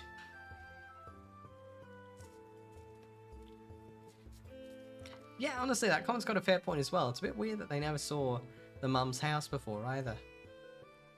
But yeah, there was in the realm of a different post, I guess you could say that post set off a few red flags. On to the next tale. Am I the arsehole for not inviting my birth family to my wedding, even when my sister offered to pay for it?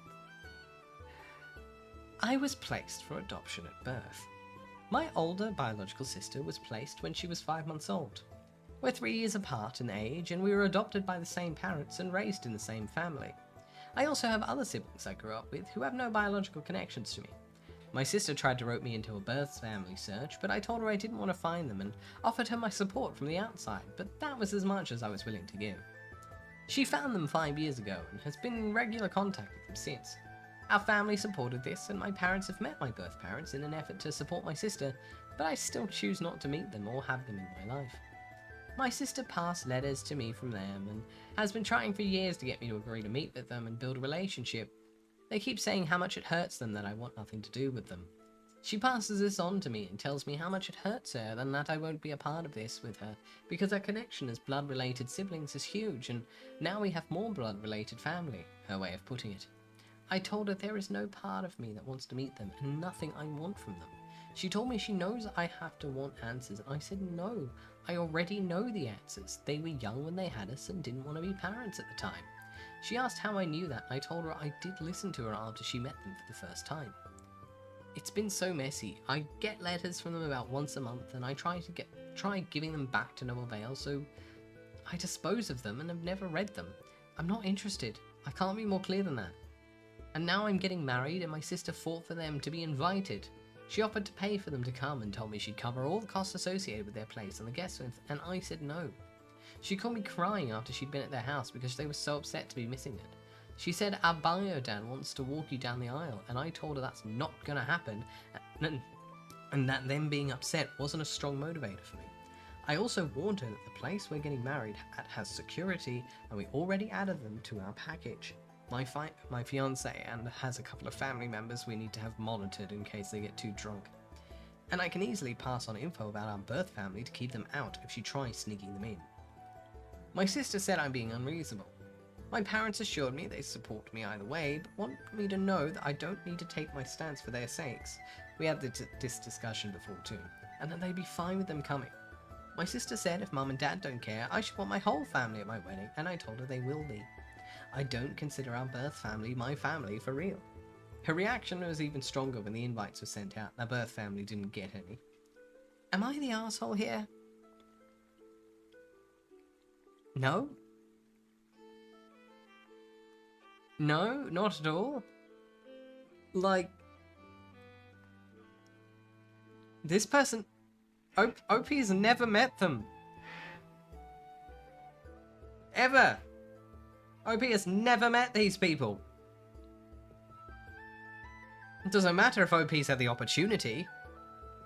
OP doesn't want to. I don't have to. OP has never met them. Why the fuck would OP bring them to the wedding? Huh? That'd be like me going to the extended family members on my mum's line who live in America. I've never met any of them. I couldn't tell you any of their names with a gun to my head. I know that in Wisconsin I have blood relations somewhere. Fuck knows who they are.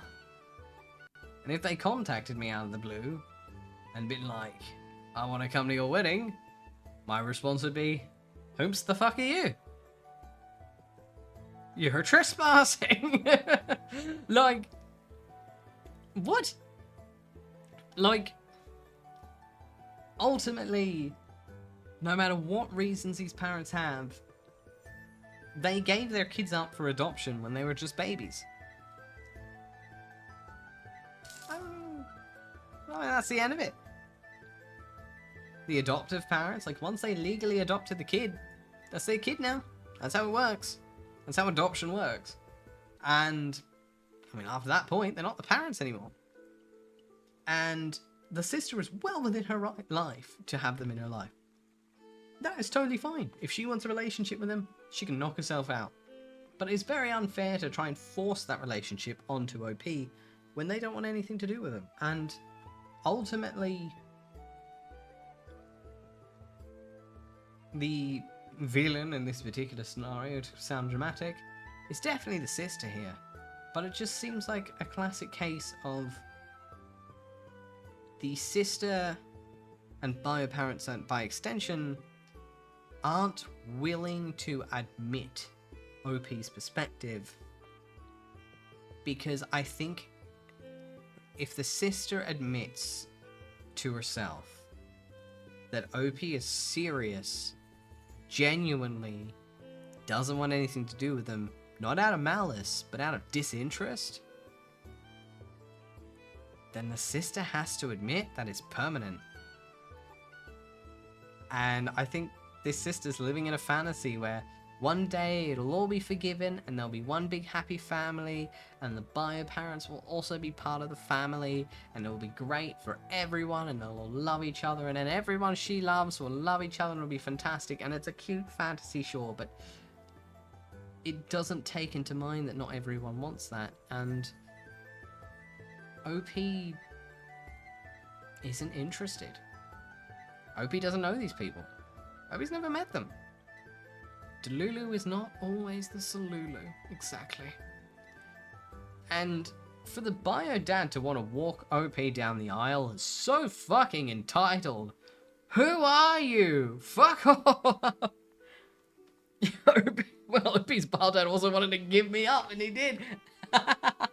Like, ultimately, if you give your kid up for adoption, you're out of the game. That's the point.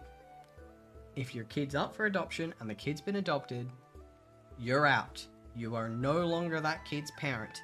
You may be the walking womb or the sperm donor, but you are no longer the kid's parent anymore.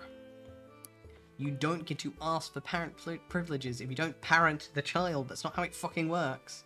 Like, if you put that kid up for adoption, or you walk out on your baby and you don't see them till they're 25, don't be fucking surprised if they look you in the eye and go, who the fuck are you? Like, bro. And like, sure, this is all coming as word of mouth from the sibling. It could very well just be maybe the bio dad that's just musing to the sibling or having a vent or something, and genuinely wasn't like, I really want to walk my child down the aisle, more just like, I dream to one day walk my daughter down the aisle. Could have been a comment like that, and then the sibling could have taken that comment as, dad wants to walk you down the aisle. That is potential. But like, the important point is like, OP doesn't talk to these people. So why would they invite him to the wedding? Like, I mean, if they really wanted to be at a wedding so much, they shouldn't have given her up for adoption. I'm just saying. But yeah, like, when the sister gets married, she is well within her right. Well within her right. Yeah, exactly, Les, yeah. Like, walking down the aisle is for dads. Or masculine parental figure who wants to take down aisle. That's not for the sperm donor. Like, let's be honest. If you put your baby up for adoption, you didn't do much more than nut in a jar in a clinic. You just watch the egg pop out. Then you let it go.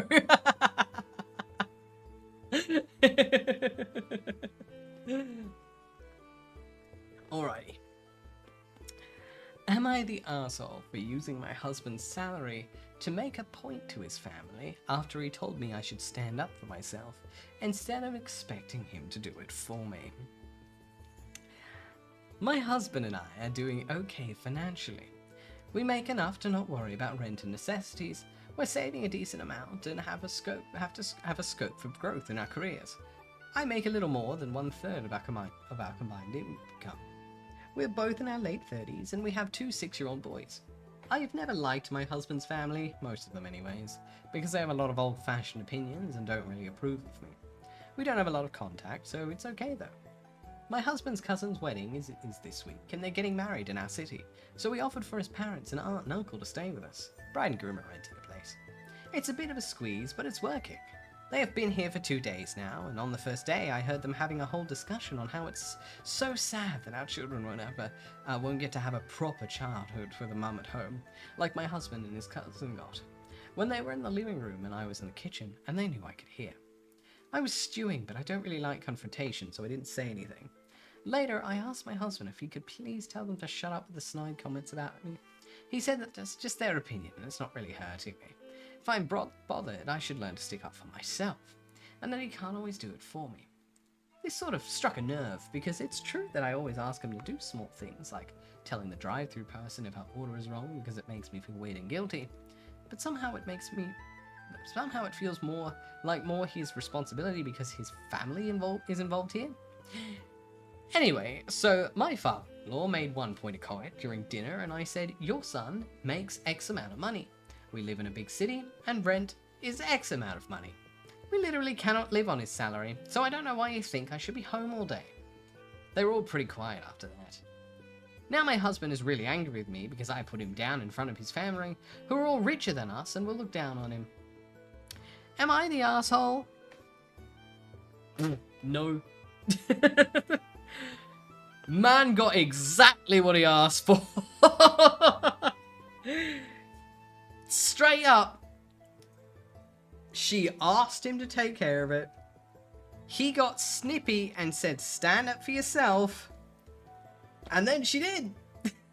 I mean, if you're gonna order a bowl of chicken noodle soup, you're gonna get a bowl of chicken noodle soup, alright? Like, if you want a jalapeno on a stick, you're getting a jalapeno on a stick. Play stupid games, win stupid prizes.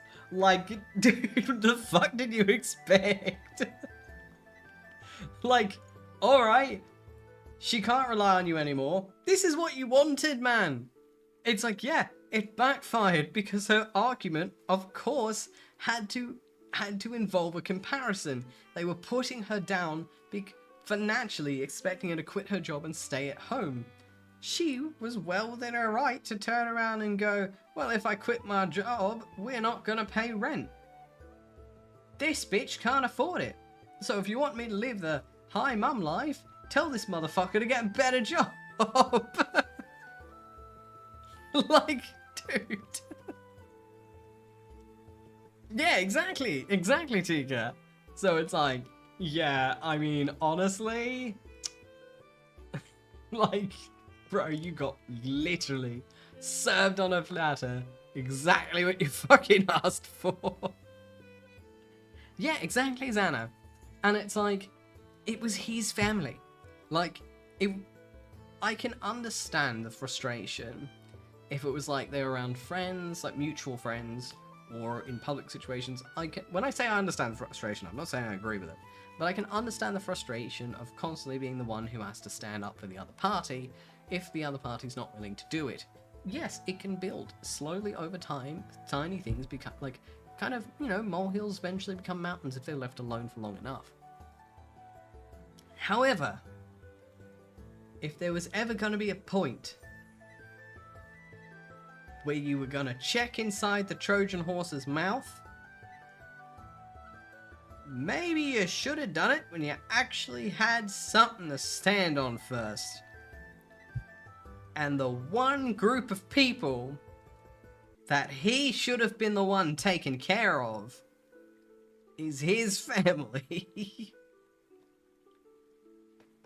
So he fully deserved to get embarrassed in front of them. And it's like,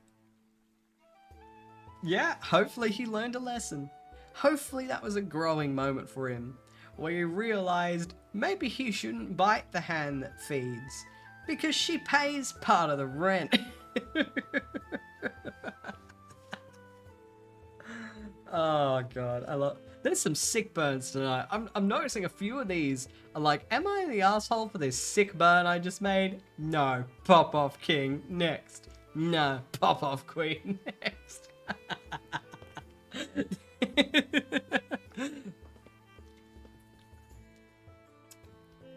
Alrighty.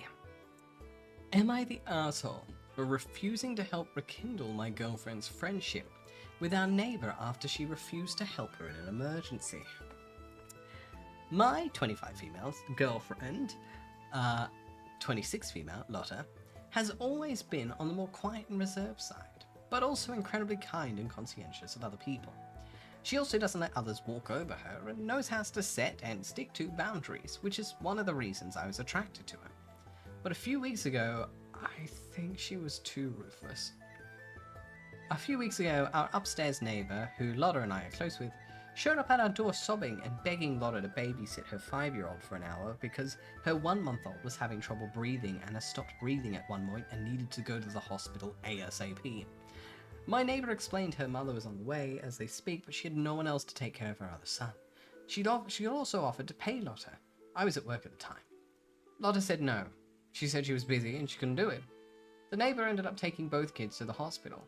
I found out about the incident, and when I got home from work and Lotta told me, I was genuinely surprised to hear she said no, which seemed to annoy Lotta.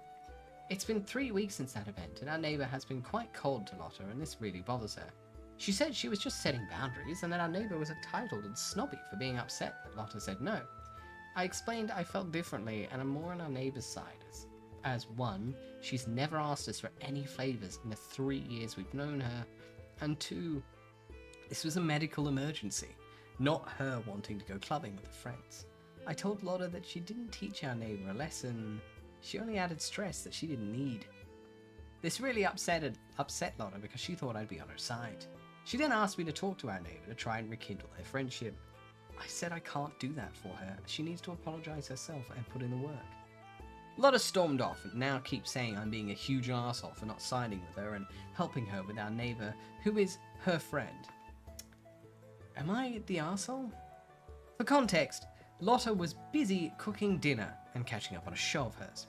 She wasn't working or doing anything that would have been dangerous for kids to be around. Ooh.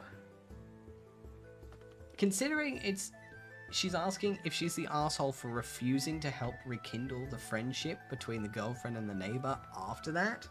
No. No. Like, ultimately, yeah, I'm on OP's side. Like, I can understand both sides here. But at the end of the day, regardless of Lotta's reasoning, she did, I'd say, go too far. Yeah. Like, yeah, she is under absolutely no obligation to babysit this child. I can understand that. But there are other ways to compromise, and ultimately, Lotta is just as well within her right to say no as she was to say yes. And regardless of the reasoning, it's not a crime to turn someone away when they're at your door. No, it's spelled L-O-T-T-A. That's fine, and I mean fine as in maybe a bit morally questionable, but at the end of the day, some people just really don't like being around kids, and some people are really just unsure around kids. Now, I'm saying that as a devil's advocate kind of perspective, to kind of, I guess, analyze Lotta's perspective. With that being said, this is all in the context, because this isn't a pattern. This was a one-off occasion, first time. They were good friends. This was a medical emergency. Throw everything in together, Lotta fucked up. That's what it was. At the end of the day, Lotta fucked up. And Lotta has to realize that her inaction, her unwillingness to help when it really mattered, hurt the neighbor's feelings. And made what was already a medical emergency as it was, worse. And the thing is as well, is like there were many compromises that Lotta could have offered to still be helpful and not have that child in the house. It's quite clear that Lotta just didn't want to deal with the kid. That's all it was, and that's selfish at the end of the day. And while being selfish is not a crime, that doesn't change the reality that it is still being selfish. Ultimately, if Lotta really didn't want the kid in her house, which fair, Lotta maybe should have offered to go to the neighbor's house and mind the kid there. Or Lotta could have offered to go to the hospital with the neighbor and the kid and basically keep an eye on the other kid while the other one's minding the other kid at the hospital.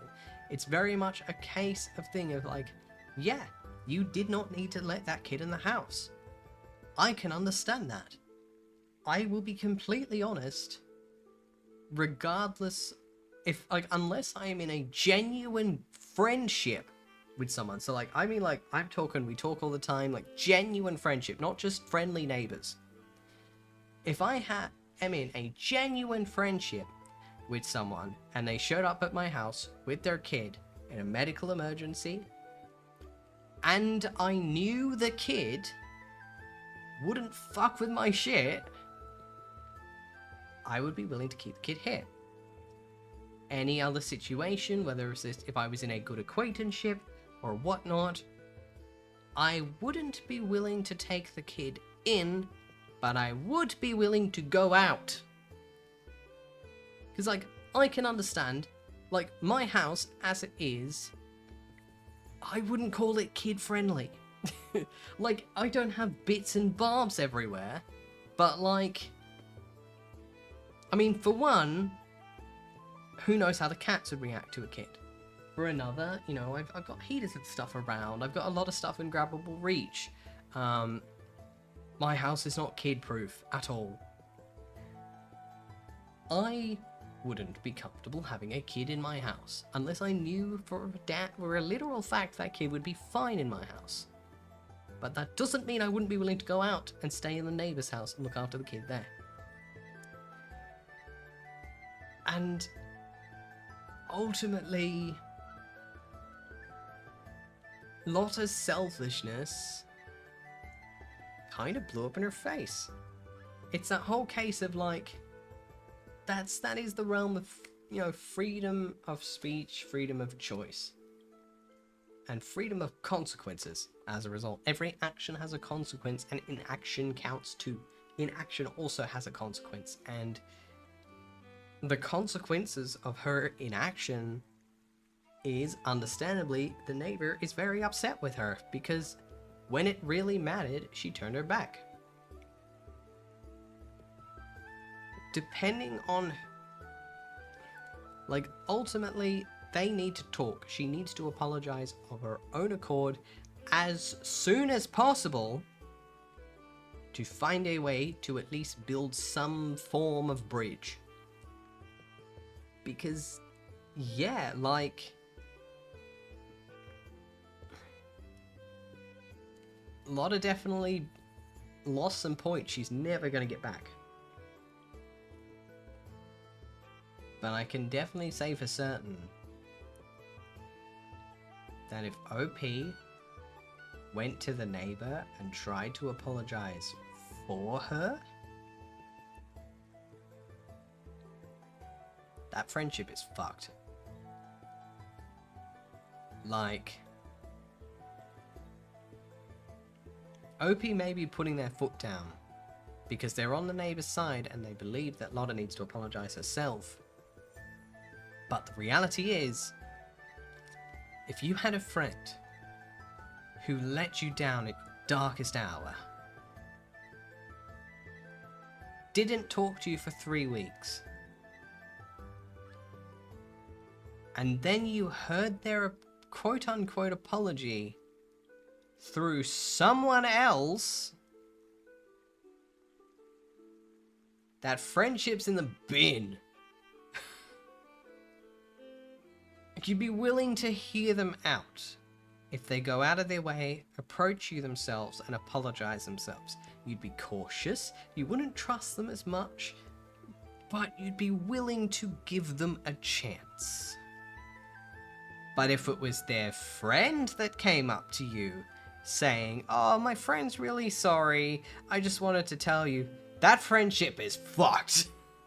The worst thing they can do for this friendship is have anyone other than Lotta go up and take care of the apology.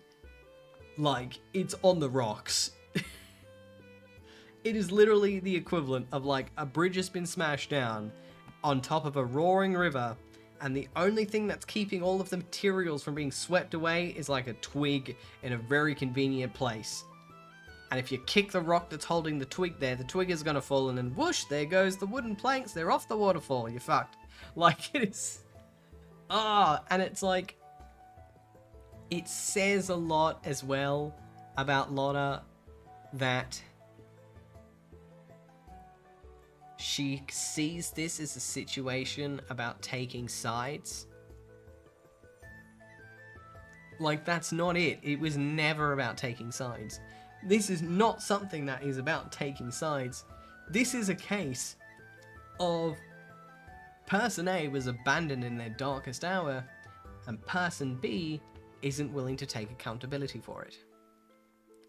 I mean, even at the end, you know, they're now going around saying that their partner's a huge arsehole for not siding with them in this argument. They still haven't taken any accountability for it. Yeah, exactly, Ghosty, yeah. Yep, Danny, yeah, 100%. Like, if someone let me down that significantly,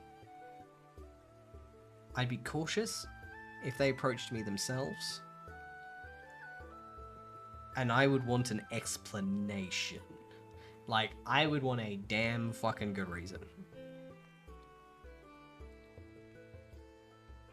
But if they got someone else to approach me, oh, I would be acting cold as ice when they eventually crawled back, because I sure as hell would never contact them myself. That would be a permanent, like, okay, nope. Get fucked, goodbye. Shadow ban.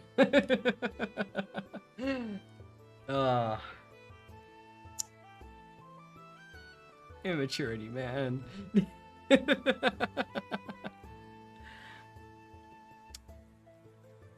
Congratulations, you're dead to me. Am I the arsehole for not pretending that a gift was from my ex-wife, or reminding her that it was that it was the kid's birthday? I used to be married a few years ago. It was not a happy marriage and we divorced. She needed to go back to work after the divorce, and her quality of life isn't where it was when we were married. Due to this, she hasn't handled the transition well, and I got primary custody. She sees them on weekends. It was my middle child's birthday yesterday. She got 0 calls from Mum, no present was dropped off, and she didn't go to the party. She was invited. She is 12 years old now and noticed right away. She was not happy at all, and apparently she promised her that she would at least call. My daughter sent quite a mad message to her and is ignoring any messages from her mum at the moment. She gave me a call, pissed off. She called me an arsehole for not reminding her, at the minimum, and that I could have pretended a gift was from her. I told her it's not my problem, and it's not my fault she can't remember basic things. I don't know, did I go too far? Am I the arsehole? No, absolutely not. Ironically, I think it would have been a dick move to lie about the present and claim it was from her when it wasn't. Because that kid would eventually find out. And that would implicate OP in all of it.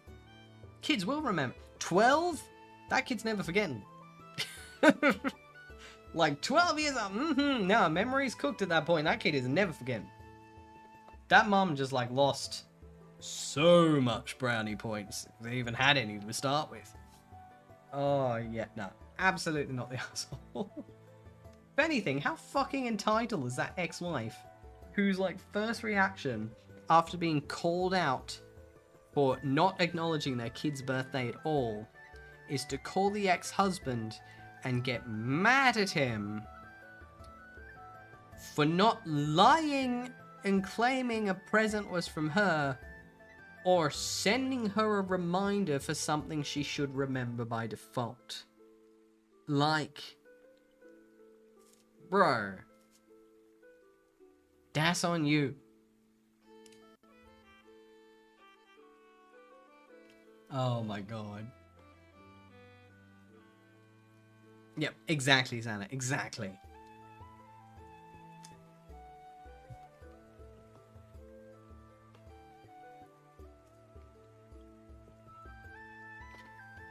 Oh yeah, no, well, you know what they say.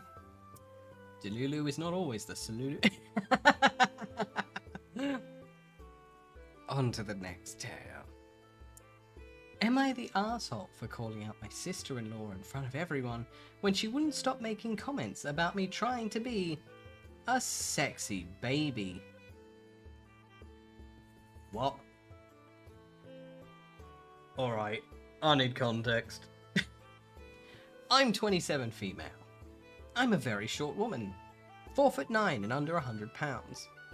I don't want to complain about being small, but there are a lot of people out there, especially other women, who will not take us seriously, who are judgmental, who make slight comments, assume attraction to us is nefarious, etc. A lot of comments that imply we're not real women, etc. I'm used to it and usually let it roll off my back. There's a new one that's picked up momentum that I guess stems from a TV show where a girl is putting on a childish act, and she says I'm a very sexy baby in a cutesy voice, and there's a lot more to it that you can just Google. My sister-in-law Cassie has picked this up and has been using this against me.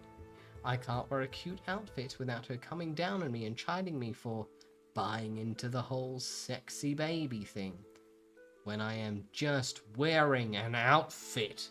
I'm just trying to be me. God forbid I wear a shorter skirt or bow or anything I think is cute.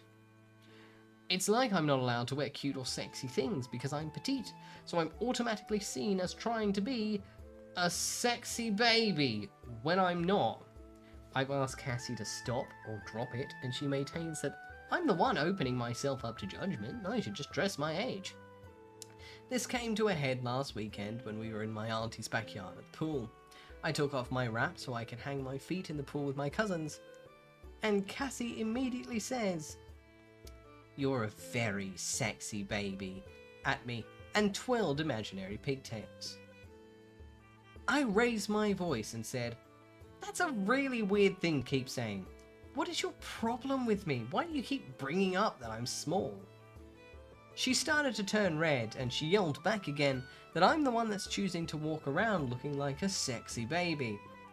I said that I am literally just wearing a bathing suit. It's a one-piece halter, and asked her what I should be wearing instead if that's such a problem. She yelled back that I should dress like a grown adult and to stop trying to cause a scene in front of everyone. I said whatever and just tried to ignore her. Later on, we ended up inside at the same time, and she came down on me for calling her out in front of everybody. I told her to stop trying to make me feel bad for being small, and that I didn't choose this body. She rolled her eyes and told me to grow the fuck up, and that trying to start shit with her is even more proof. I'm at a loss here, and I am starting to just not want to be around my family because of her. It's not enough that I get this shit from women at work, at the gym, basically anywhere, but now it's in my family. Am I the asshole for calling her out? Or even just, I don't know, existing in my own body? Edit. Hey, I'm just adding this in because I can't respond to every comment. The person in question is my brother's wife. He doesn't care. We've never been close or gotten along. He'll always take her side. Other people in my family are very hands-off, handle your business yourself. Just the way they are. Also, Cassie isn't large, she's just average height.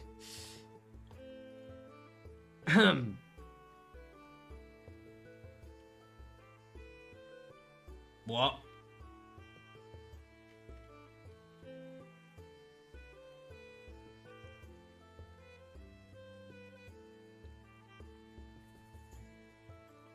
Processing noises, blue screening noises.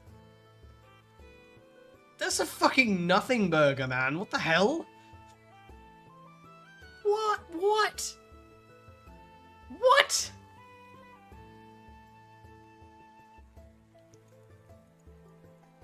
How the what the hell goes on in a person's head for them to get to the point of being able to say, "You're a very sexy baby," dead seriously, without like a lick of self-awareness? Like, I don't know, who's weirder? The short person in the cute top? Or the person who keeps talking about sexy babies? What? Huh?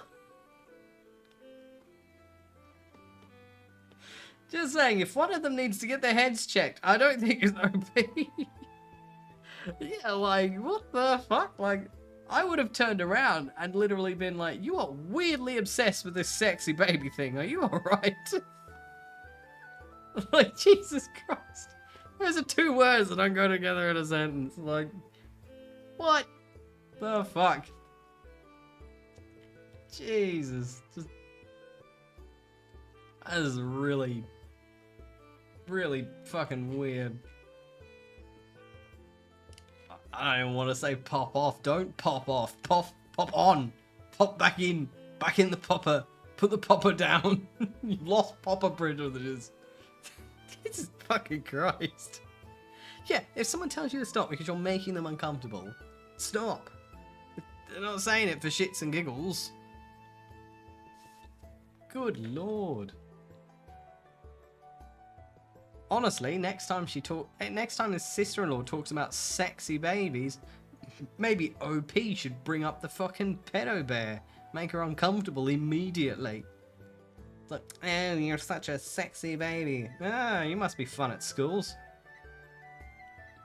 Like, what the fuck? Just...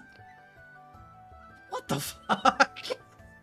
That can't even compute. Like, I cannot believe I read that. Like, what?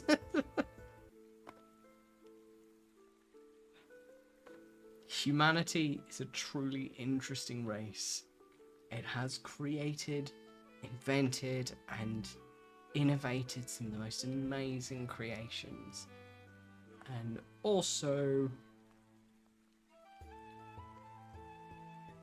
it's incredibly fucked up sometimes. I don't know if I've lost faith in humanity, or I've just blue screened. Alright, next story. We need to cleanse our brains from that nonsense. Jesus fucking Christ, what the fuck? Am I the arsehole for telling my cousin that she's no longer allowed to be a bridesmaid in my wedding because she wants to bring her boyfriend, who is my ex, and I don't want him there? My cousin is currently dating my ex, with whom I ended things amicably. Although I no longer have feelings for him, I do not want him at my wedding, a day that is incredibly important to me. I do not want him there to potentially overshadow the happiness of the occasion. Additionally, their relationship's still quite new, and I worry that if they break up, my cousin will be glad that he is not in any of the photos. When my cousin brought up the issue of bringing her boyfriend as a +1, I told her that she could not bring him. She became upset and tried to argue her case. Feeling frustrated, I finally told her that if she insisted on having him there, then I would rather she not be there at all. And now she's angry with me. I understand where my cousin's coming from, but I feel that she's not considering my feelings and the feelings of my own partner, who I also have to take into consideration when planning the wedding. Am I in the wrong for standing my ground on this particular issue?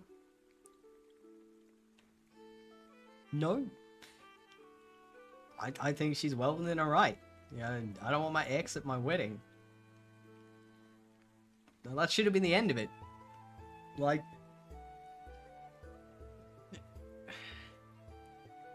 yeah, not the. That is really cut and dry. I mean, the top comment says it perfectly. Not the arsehole. Your wedding, your guest list. End of discussion. Yeah. I mean, that's just it. Boom. The sky is blue. The sun is yellow. It's your wedding. It's your choice. Like, it's just very like, all right, yeah, that sounds about right. Yeah, lots of weddings. Yeah, it's the Lulu season.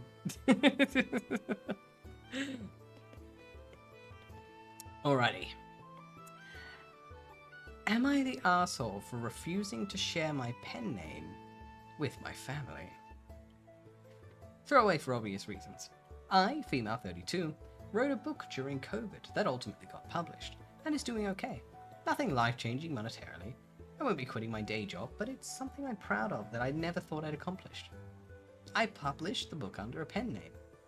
My fiancé, his mum, and my best friend have all read the book with my permission, but no one else knows it's my work. My family, parents and older brother know that I published a book, but I've not shared the title or my pen name with them. They pushed for the information, but I told them I want to keep it a secret in case I want to write more books under that name. I told them I want to be able to write without thinking, what will mum think when she reads XYZ? They never truly accepted this, and it's come up at every family event. Recently, we were together for dinner, and the topic came up again. I wasn't in the best mood, and we'd all had a couple of drinks, and my brother had been acting like an arse because his wife wasn't there to rein him in. I admitted that the real reason why I wouldn't let them read my book was because when I first tried keeping a diary when I was 6 or 7, my brother, then 10 or 9, would search my room for my diary, find it, and read it. He would then mock me for what I'd written. If his name was mentioned, he would get a black marker and scribble it out. When I went to my parents in tears, they told me it was my fault for writing about him, and that he had a right to read it. They did buy me one of those diaries with a lock for Christmas that year, but then he'd just pick the lock, or I'd just catch him prying the book open, and he'd never even get reprimanded. I was treated like a nuisance and a tattletale for bringing it to their attention, because he was their precious firstborn prince. He would be emboldened and would continue to torment me. I stopped keeping diaries because it wasn't worth giving him ammunition. They blew up when I revealed this and told me I was being a baby and needed to get over it, and it never even was a big deal. I told them that it basically gave me a complex where I'm overly protective of my writing, and I have a hard time sharing it because I feel like I'm going to be mocked and ridiculed for it. They told me I was being so dramatic, and I always do this. Am I the arsehole for refusing to share my pen name with them? No. Obviously not. These parents have even without the context that they were shit with the diary growing up and clearly played favourites, still no. Because, in my peanut opinion, quote unquote, I told them I want to be able to write without thinking, what will mum think when she reads XYZ? Solid argument. You've won. That right there, even without the context, fully not the arsehole. Because it's the context makes everything 10 times worse. Beyond not the arsehole. In fact, I'd recommend she'd never tell them because they'd all be shitty about it. But even without the context, don't tell them. She deserves to have a safe writing space. Duh-duh. Hi, Dondre. How are you? Welcome. I feel bad for OP, but I am glad their book is doing alright. And, yeah, nah. Not the arsehole. Absolutely not the arsehole. Those parents are being such pricks about it, honestly.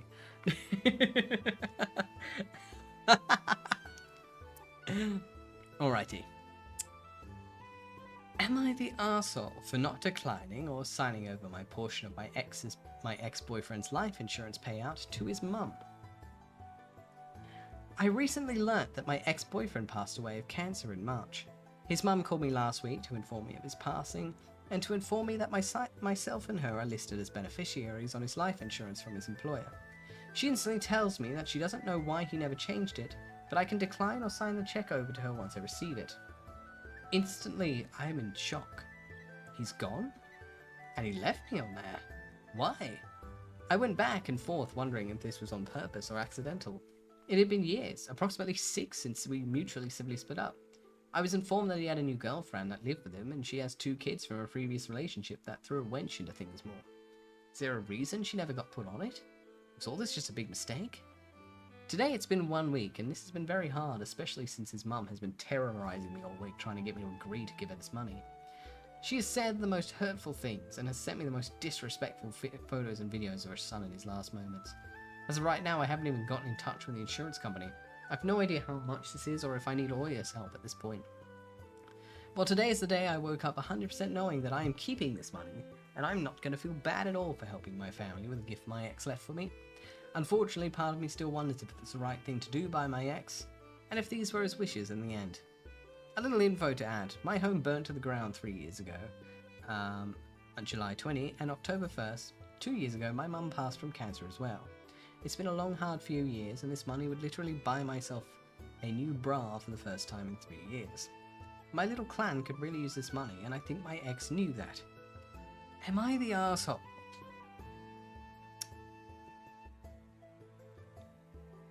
Yeah.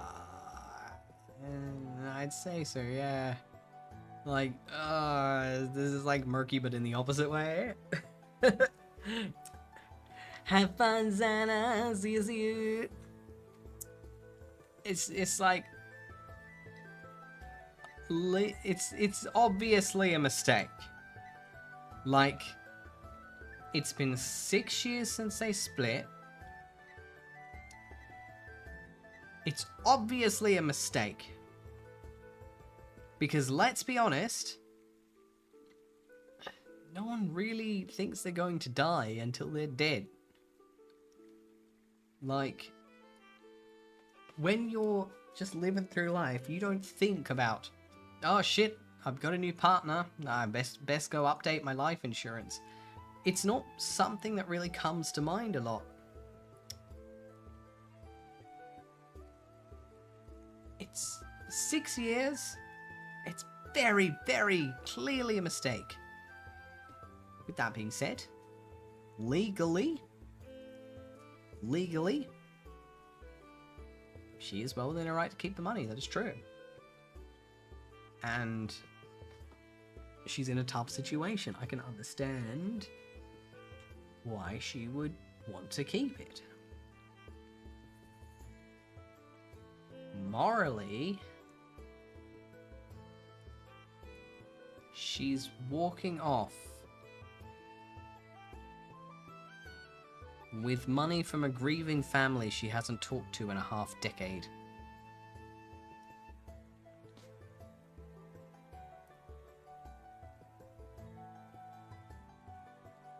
Morally,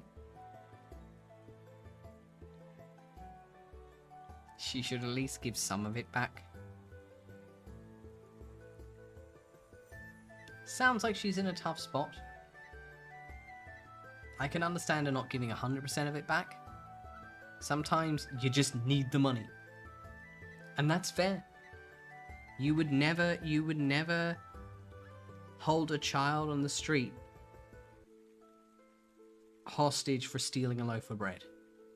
Because at the end of the day, you can understand why they did it.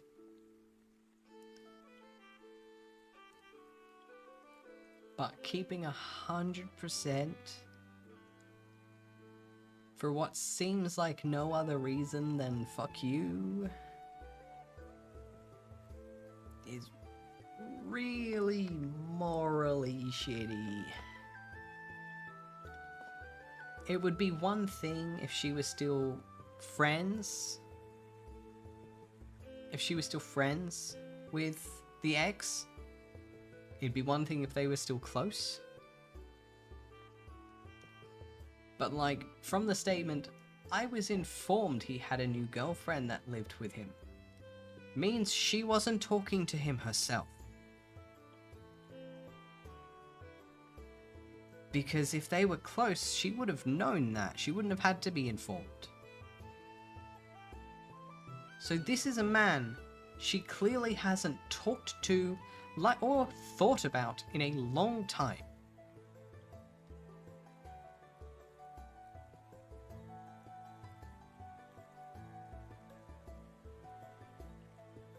Morally, she should decline it. Just decline the money into outright. Like, that is the most moral decision you can make. Completely outright decline the money. Taking in the grey area of a tough living situation. Realistically, she should at least be willing to compromise.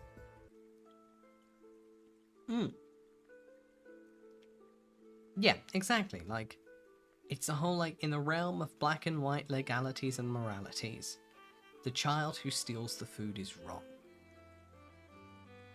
But in the shades of grey where we really live,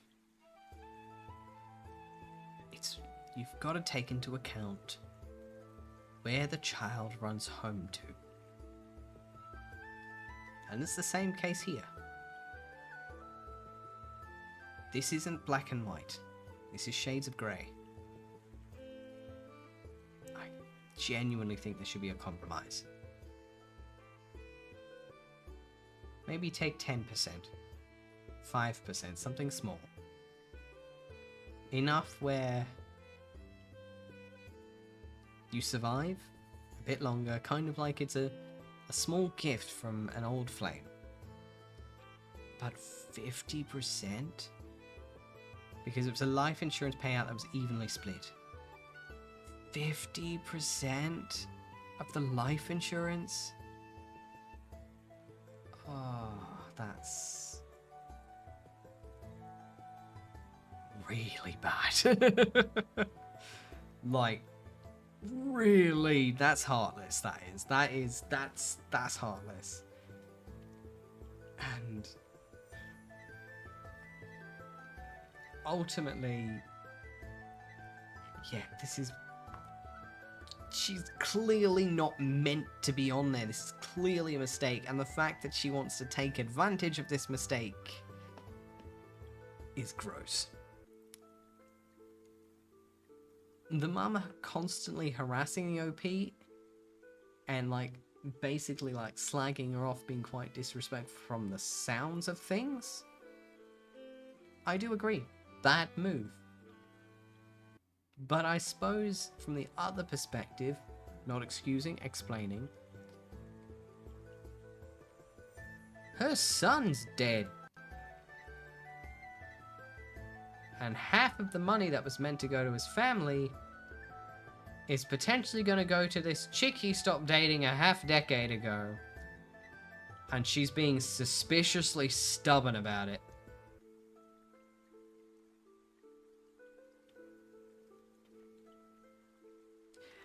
I can understand being a bit less than, like, on your top social form in that situation. Yeah, and also, yeah, exactly, like, another keynote is it's the life insurance from his employer, which means to change it, it's very likely she was put on that insurance because they may have been dating when he got hired. But it is a pain in the ass to get your insurance changed when it's through your employer. It's one thing when it's your own thing on the side, and you can easily bang that out and just call the company done. But when it's through your employer, you have to start bugging your bosses and shit to actually, or like bug HR or wherever you work, to get them to change it for you. So that also plays a role into why she was accidentally left on there. But yeah, like, this is a big yikes. I think that's probably the best descriptor for this one. This is a big yikes. This is like, like, I can empathize with being tempted, but this ultimately, you're taking advantage of the loophole with a grieving mother. And that's a bit yikes. A bit yikes. Ooh. That's a bad move.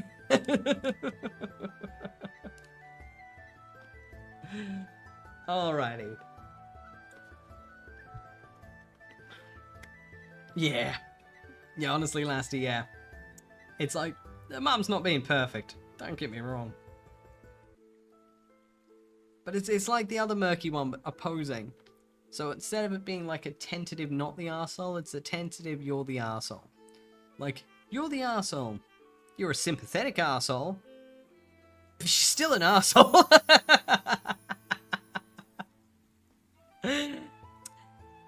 Hello, Bacteria. Is it Bacterias? Or Bactyrus? Sorry if I'm like absolutely butchering the username. Hi Bat, how are you? Welcome. It's a pleasure to meet you and thank you for the follow. Alright, let us read one more tale for the night. And hopefully this will at least be a brighter story, and if not, at least I hope it has a sick burn in it.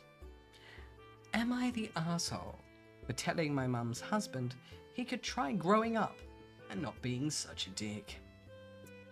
My mum has a messy history, and gave me a very messy history as a result. For some background on my mum, she was married for over 11 years. They had trouble having kids. Turned out the husband had a very low sperm count. I think that's the right terminology. They tried IVF and other fertility help. My mum couldn't get pregnant. They were depressed. Her husband didn't want to use donor sperm to have a kid. He didn't want to raise a child not genetically his. So my mum decided she would find a donor behind his back, aka she cheated on him, with guys that apparently looked enough like him so she could pass the kid off as his. She confided in her sister, my aunt. It was 3 guys, one night stands with each, all of them had the same physical characteristics of the husband. He was overjoyed when she got pregnant, and then my aunt told him the truth. He'd had doubts, but felt bad about accusing her of cheating, but hearing it was enough for him to say he wanted no part of this. They did DNA anyway, because there was a chance I was his, but I wasn't, and he divorced my mum and did not take any kind of role in my life. My mum never got over her ex. She's loved him all this time, and I'm 17 now. I have met her ex. She set up these circumstances for him to see us in the hopes he'd fall in love with me. But he never wanted any part of it, and then he got married again and actually had a bio kid. Apparently confirmed with DNA. When I was 11, my mum got remarried. She doesn't love her husband. I'm not even sure if she really likes him. She's trying to get over her ex. Her husband knows this. He also knows she slept around to have me. And he hates it, and I get the brunt of it. He's always such a dick to me. He acts like I wanted to meet Mum's ex and be paraded in front of him like some sort of doll. He gets annoyed when I ask my mum for any info on the guy she slept with. I'd like to know who my bio father is. He gets annoyed that Mum put her ex on my birth certificate. He hates that I have the ex's last name. He brings these things up so much, as well as telling me I should be nicer to Mum because she mentions her ex. I tell her she should get past it. Mum's husband was in such a bad mood Friday because my mum found out her ex and his wife and kid moved away. He told me that I should change my name and birth certificate now and stop holding on to some random guy's info. I told him I'm 17, that's not something I can change yet, it's up to his wife. He told me I'm always so difficult, always rubbing his face and shit. He told me I could try to be more understanding. So I told him he could try growing up and not being such a dick to me when I don't have control over my shit. My mum does, or any of the shit she's done in the past. He told me I have no right to speak to him, an adult like that. Am I an asshole? No! He is a dick. Bro, what the fuck? It is not the kid's fault. Like, dude, you married a woman who didn't love you. Fuck did you expect? Come on. Same goes with the mum. She cheated on the man of her dreams. Fuck did she expect? There's a family of you problems. Bro.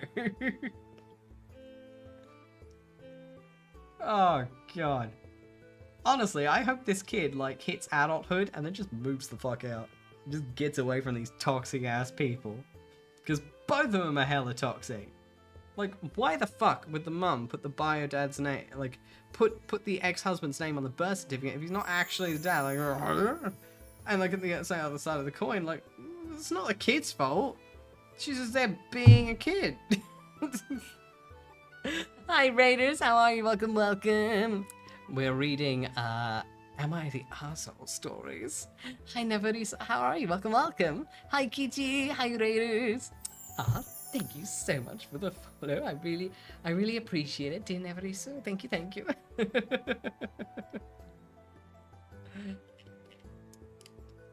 Oh. What? Hold on. Okay, alright. I have no idea what happened. I think a button got accidentally clicked, oh my god. Thank you for the follow, Jaco Tech, Kichi darling. I really appreciate it, thank you. I was like, Kirsty, why'd you turn on shield mode? It was like misclick. So good. I turned it off. Oh my god. Yes, how was your stream? I hope it was good. Thank you for the follows, guys. Apologies for the scuff. But yes, we're reading some hot goss. And you know what? For you guys, I will continue on and read a couple more stories. Oh my god, though. Alrighty. You're right. Let's be honest, we've all done that. Like, the amount of times, like, say, because my day job, my breadwinning job, is I work in reception.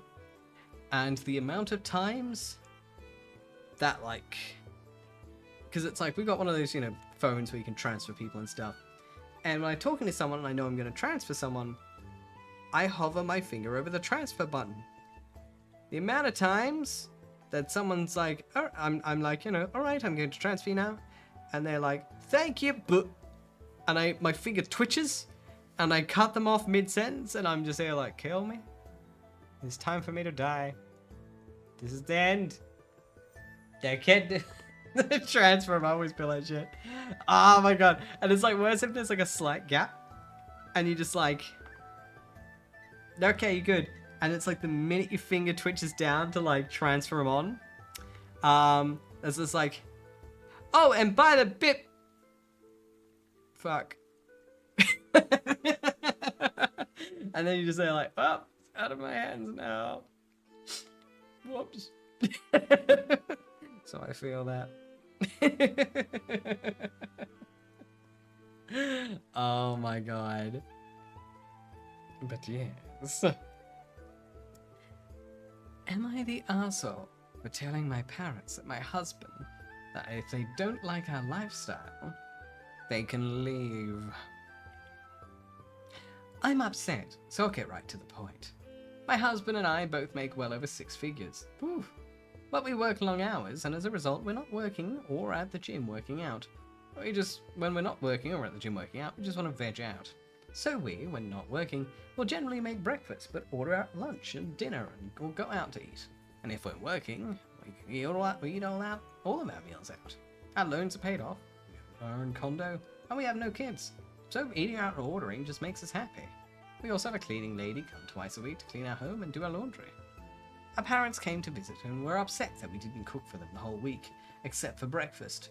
We took the week off because we knew both sets of parents were coming. We told them we don't cook except for breakfast, but our condo is right next to the store right next door to a plaza that has a grocery, and they're welcome to cook if they like. But there were quite a few restaurants that we have yet to take them, so why not try one of them? They got on us about how much money we were spending, and my mother-in-law got on me when the cleaning lady came and said I should be doing the cleaning because she worked and cleaned and took care of the kids, so she doesn't get my iCard. Which pissed me off, so I went off and I told her because I'm not Superwoman, I've no desire to be and refuse to try, and if she wants a participation trophy for being overworked and underpaid, she can head to the bar and have a shot of Jameson. I then told her and my parents that I did not spend 4 years in college and 2 in graduate school to play Florence from the Jeffersons. It's an 80s show that my parents love to watch. So they went on to complain about how much money we were quote-unquote wasting. My husband told them that it is not their money, it's ours, and we don't consider it a waste. We told them the last thing we want to do when we get off work is cook and clean. My husband told his mum that we never understood why she would work herself to the bone like that, even when he and his sisters tried to pitch in and help. She insisted on doing everything herself. I told her I'm not going to be doing that. So they went on about an emergency fund. We told them before we started living the way we do, we made sure our student loans are paid off, and we each have a year's salary saved up plus investments. So we're good, thank you. My dad tried to be intrusive and ask how much money we both made, and we said, none of your business, at the same time, which made us both laugh, but they were not laughing. They didn't like our reaction and felt we were wasting money. We told them if they have a problem with our lifestyle, they could all leave. So they Ubered to a hotel. We really didn't want them to leave, just to drop the subject. So are we idiots for just telling them they could leave? Update, I've texted both sets of parents and told them I'm sorry for what I said and want them to come back, as I never wanted them to actually leave. I know that what I said about them leaving was out of line. I just wanted to drop the subject, but my way about it was wrong. I told them whether they decide to come back or not, I would like to reimburse them for the hotel rooms. Second update. Yeah, we just met up at a restaurant near the hotel. They didn't want to eat, so we sat at a bar and talked. We told them that our finances are our business, and though we told them that if they didn't like that, they could leave, we were not literal when we said it. We just wanted to drop the subject. They continued that we're wasting money. We told them it is our money to waste, and just because they consider it wasting money, we don't. We consider it one of the perks of our very fortunate life, and it's not going to change. We told them that we appreciate their concern, but we know what we're doing, and that they don't have to agree with it, but it's not up for discussion or debate. We told them we'd love to have them back and to enjoy the rest of the week with them, but any comments or conversation about how we spend our money won't be allowed. They agreed, and we're taking them to a restaurant a little off the beaten path that we know that they'll all love. No, they didn't apologise, but we didn't expect them to. Regardless. Am I the asshole? Thank you for the follow, Mia Maria 29. I really appreciate it. Thank you. Welcome, welcome. Honestly, no. Like, this is definitely one of those context moments. Like, yeah, like this is yeah, I don't think anyone's the arsehole, really. Like, I mean, okay, like the parents were definitely being arseholes. Like, correction, the parents were being arseholes for being so pushy about money. But like, in that very specific, if you don't like it, you can leave. No. Because, like, ultimately, they put an ultimatum on the table, which was fine. The others were getting too pushy, and ultimatums are generally used as hyperbole. They're not generally used as literal. But it is mortifying and really annoying. So, like, well within their right to go, yeah, shut the fuck up. Like, nah, bruh. Like, come on. Like, salary is a personal thing. You don't need to tell people about it. And, I mean, 6 figures, that's big money. 2 people bringing in 6 figures, that's over 200k a year. They fine. They can afford to Uber. Leave them alone. That's Uber money. But yeah, and it's like, it's clearly, this is ultimately a case of they got sick of being hassled over something that wasn't the other's business to hassle them about in the first place. They put an ultimatum on the table hoping they'd drop the subject, and the parents took the ultimatum, which says more about their stubbornness than anything else.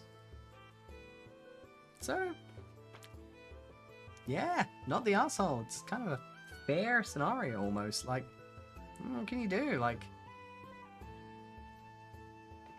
maybe don't harass people about their financial habits if they're telling you to your face, bro, it's fine, we're rich.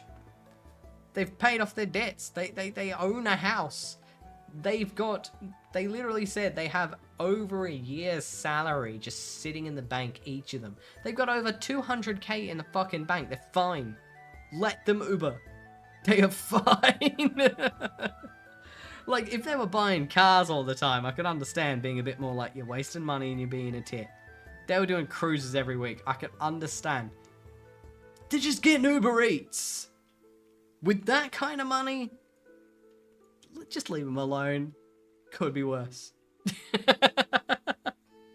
Like, out of every vice that a rich person could pick up, I don't think Uber Eats is the worst one they could have.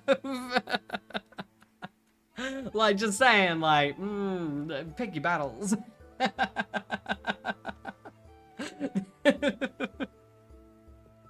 Yeah. Because it's like, I'm gonna be up front. If I was earning 6 figures, I would live off Uber Eats. Are you kidding? Bro, I hate cooking. If I could eat every single meal off of Uber Eats and not be financially fucked as a result, bro, I'll be the #1 subscriber. If anything, I'm envious. Lucky bastards get to Uber Eats all the time. I gotta, like, be careful with my Uber Eats and try and buy big meals so I can make them be leftovers. Look, if you Uber Eats a large meal, but you make it last like 3 meals, then that means each meal you only paid 1/3 of the cost. Uber Eats is worth it when you turn a 1 curry into 7 dinners. Stonks, baby.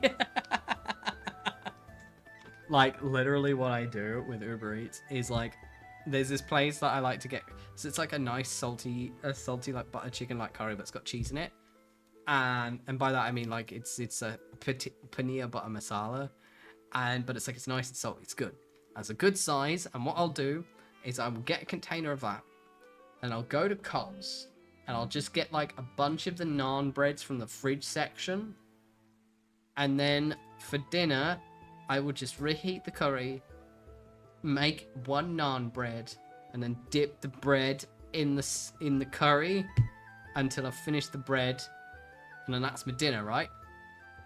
I can turn like one curry into like 5 meals. 6, because the cheese is a meal on its own as well. All of a sudden, that $30 becomes $5 a curry, baby. Living large.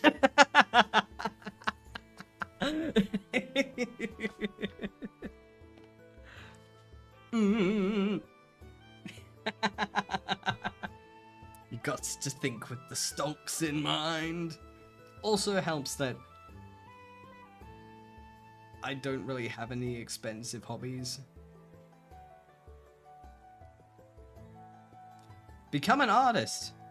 The only thing it costs is all of your free time. No, I love drawing.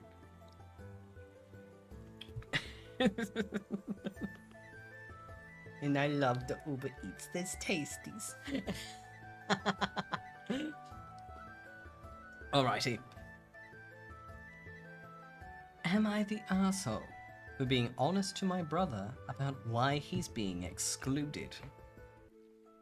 My 34 female brother, 26 male, told me he's upset because he feels like everyone ignores him and excludes him out of things. He told me that no one ever invites him to any events. He said no one calls him or texts him. He was upset that he found out that all of his siblings have a group chat and he's not a part of it.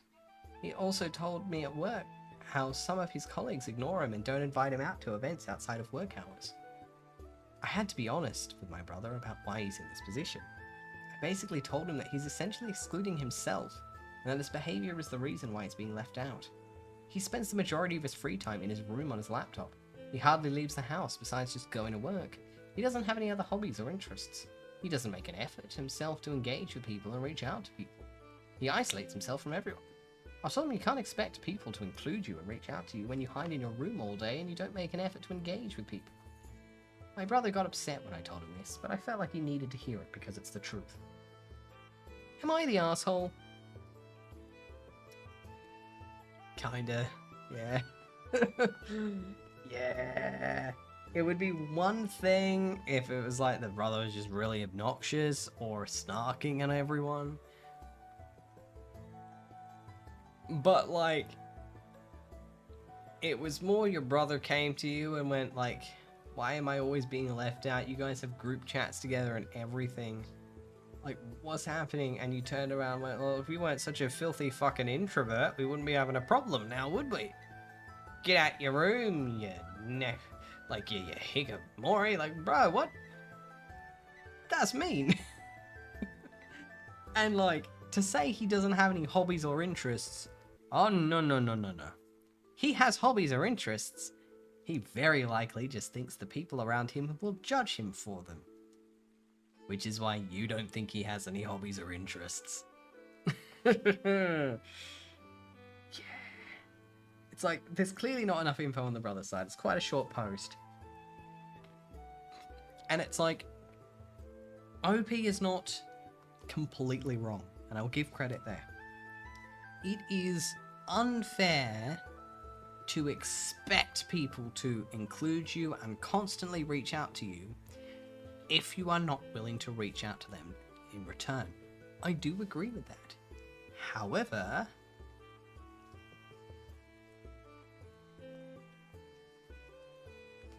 then you can just not expect it then.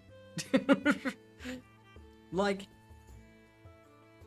it is a choice that he spends a lot of time on his own. That is fair. It's very one-sided. It's not a clear enough picture. But also, because we can't truly see his side, it's not really painted for us. The picture she paints can be taken in many different ways. But one thing that's very clearly here is she's not willing to see things from his perspective. Night-night, Nova! Yeah. Exactly, Ghosty. Yeah, that's... I suppose, yeah, I was going to get to that point, yeah. And it's very much like, it's easy to argue and go, oh no, you just isolate yourself. You don't reach out to people. You're lazy. You drop the ball. You don't have any interest in people. Why would they be interested in you? That's a very extroverted perspective, for lack of a better word. Like, it's not everyone sees the world in the same way.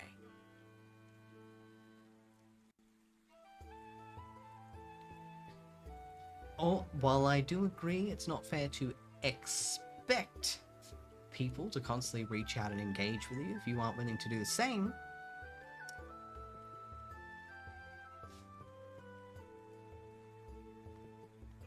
it's also not fair to expect people to constantly to force themselves to reach out when they're uncomfortable. Some people need an extrovert to adopt them. There's a reason those memes are online and stuff. And I can relate to the brother's perspective. Because for some people, like, social batteries were different in all of us, like everything else. And this person, it's probably very easy for OP to send a message to someone they care about. Hey, how are you? Send it off, no issues. Brother, on the other hand, probably spends 2 hours agonizing over the correct way to send, hi, how are you? Because he's going through every single possible way that could be misconstrued or turned against him. So for him, it would be much more taxing to reach out to a person if every message comes with an entire process. Not everyone can just type a thing and shoot it out. Some people have anxiety. Yeah, exactly, Ghosty. Like, that's another thing. Like, but brother, to be venting this to OP in the first place, brother is opening up. Like, generally, if someone kind of goes up to you, like, that you're close with, and goes and explains, you know, they don't understand why people don't reach out to them, why they're left out of things all the time, why they're not included, etc. That is them saying, please help me. And she basically went, well, you're weird and introverted, so... And it's like, what was he supposed to do? Because, like, the thing is, it's like, this is his daily behavior. You know, he's very introverted. He keeps to himself. You could pick him up and put him in a room full of people, but he's not going to suddenly become a social butterfly. Now it's just going to be more uncomfortably introverted in a corner. Exactly, everyone's different. There's something you can't change. And some of us function strangely as well. Like, we don't all function in the same way. Some of us require set environments, set setups in order to be ourselves. Like, I know for me, for example, there are certain environments where I feel far more comfortable interacting with people than others. I struggle in the realm of text. It's true, I do. I have time blindness. So this is like my own selfish perspective to add another point of view. I have time blindness, which essentially means I struggle to feel the passage of time.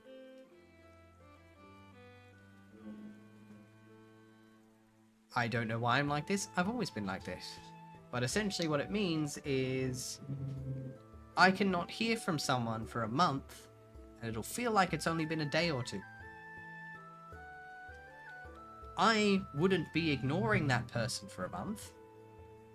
I genuinely don't have that alarm going off in the back of my head, going, it's been too long since you've replied, they're gonna hate you now. The alarm, I don't have that alarm at all. I don't have that. My relationships don't deteriorate like in a Sims game. Like, I'm more like a game save. So it's like, you know, last time I interacted, it's kind of the save and the friendship. And then the next time we interacted, that goes from there. And it kind of puts a pin in it. And that's how my brain operates. And as a result, certain people could probably even read me in a similar way that the brother is being read here. As someone who mostly keeps to himself. He's usually on his computer a lot. In my case, I'm on my phone a lot reading. I don't really talk about my hobbies or interests. I'm externally, outside of VTubing, I'm quite vague about what I do at home. I just mention I'm an artist and I work on personal projects. I don't show people what I do. I don't really explain it too much.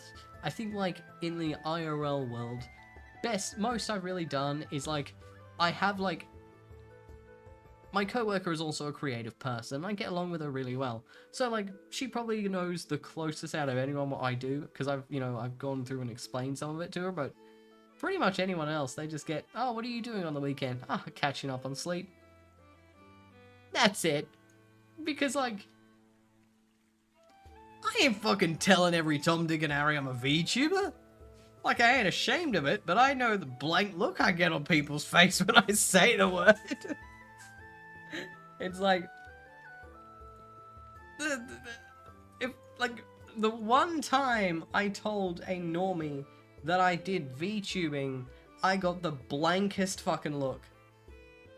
It's like I just entered tutorial mode and I was the teacher, and so I had to awkwardly explain what VTubing was and why it was different from both YouTubing and streaming.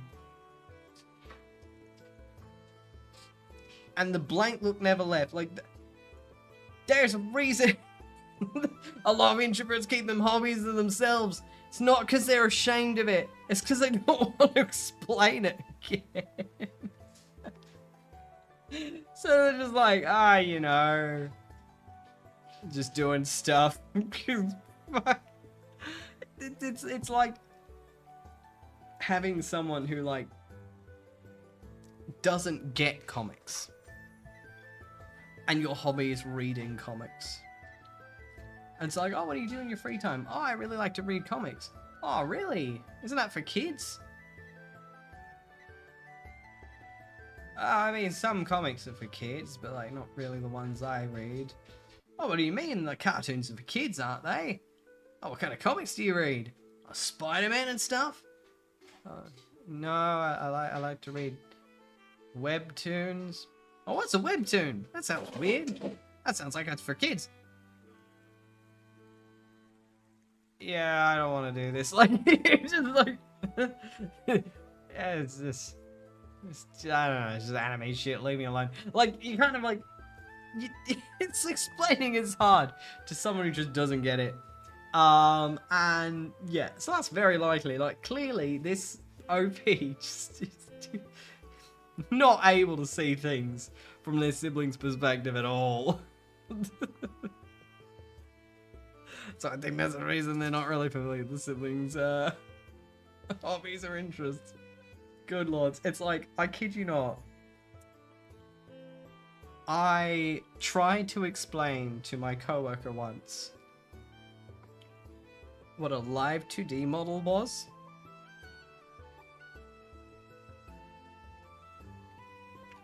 Like, she was nice about it, but, like, you know that meme with the lady and all the math symbols around her head just not computing?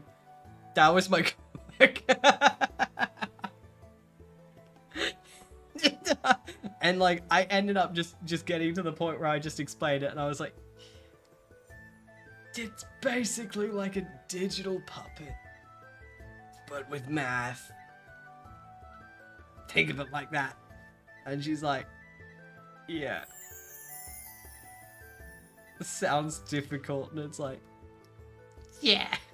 I'm just gonna cut myself up here before I die.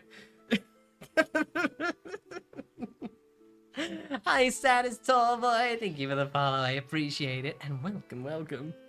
Yeah, she tried her best. She really did. It wasn't a look of disinterest. It was just nothing was computing. Like, she straight up was like, I don't get it, but, like, pop off. And, like, she's a mate, like, she used to work in makeup artistry, so she's a fellow creative. And it's like, bright side is if I start talking like SFX and makeup and those kinds of materials, we can have a really backflowing conversation, and then other people look at us like we're nuts. But yeah, trying to explain what I do as a digital artist to people is like trying to explain the chemical composition of the atmosphere to someone who doesn't know what oxygen is. Like, it'll take too long to get through the fundamentals.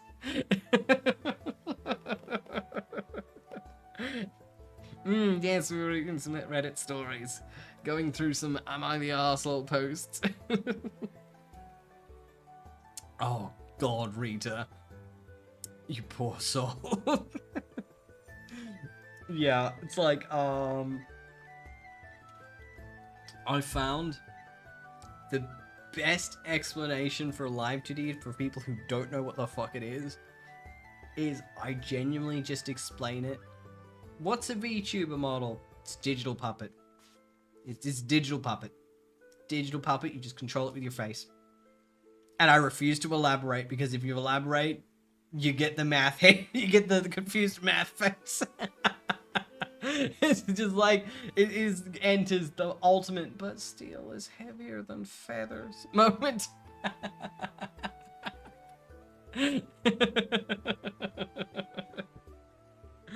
Oh my god, oh my god. Alrighty.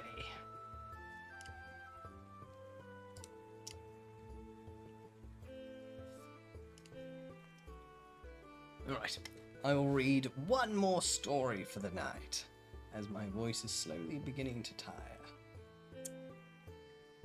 Am I the arsehole for telling my dad's wife she's not included in any pre-wedding activities because her one-sided contest with my mum is pathetic? My parents got divorced when my siblings and I were in middle school/high school. We're now in our 20s. Dad got married 2 years after the divorce. He met his wife and married her in 6 months because she was planning to move back to her home state and he didn't want to do the long distance thing. So he didn't really know her when he told us they'd eloped in Vegas. She, however, thought we were all super close and was really disappointed when our reactions were pretty muted to their news. This started her off being jealous of my mum. She was jealous of the closeness we had with mum. Then she was jealous of the fact we got along so well with our mum's partner, and that we're still close, and even though mum and him never got married. Dad's wife started showing up all glam to school functions and football games that we were involved in. She looked like she was attending a wedding or a red carpet, and she'd make snarky comments about dressing up to support her kids while looking right at my mum. She would throw us these lavish birthday parties and invite both sides of our family and then attempt to dress us in matching outfits, the birthday kid and her. It always made her twitchy when we didn't want to dress like her. When my twin siblings turned 16 and my sister and mum had matching necklaces, my dad's wife actually went home to change and wore the same coloured dress as my sister. She talks like mum is somehow less than her because she's not remarried. She gloats that she has a ring on her finger, and she shares the same last name as us, the kids. Just all kinds of petty things. She's someone we tolerate, but we don't like her, and if we could exclude her from our lives without losing our dad, we would. I'm getting married, and so is one of my brothers, the twin. My dad's wife has not been invited to any fittings, tastings, viewings, etc. by either my fiancé and I, or my brother and his fiancé. My mum's been invited to stuff on both sides, and my dad's wife was so upset by it. She asked my brother about being invited to something first, and he said no, just no, nothing else, and she pestered him for a while before moving on to me, and she broke down over it and said she can't understand not being included in pre-wedding activities. I told her she's not included because her one-sided contest with my mum is pathetic, and none of us want to deal with that. She said it was such a mean thing to say, and that all she's ever tried to do was earn that spot as our mum. But we treat our mum's partner, who isn't even our stepdad, like he's more important than her. She was crying harder while saying this. Am I the arsehole?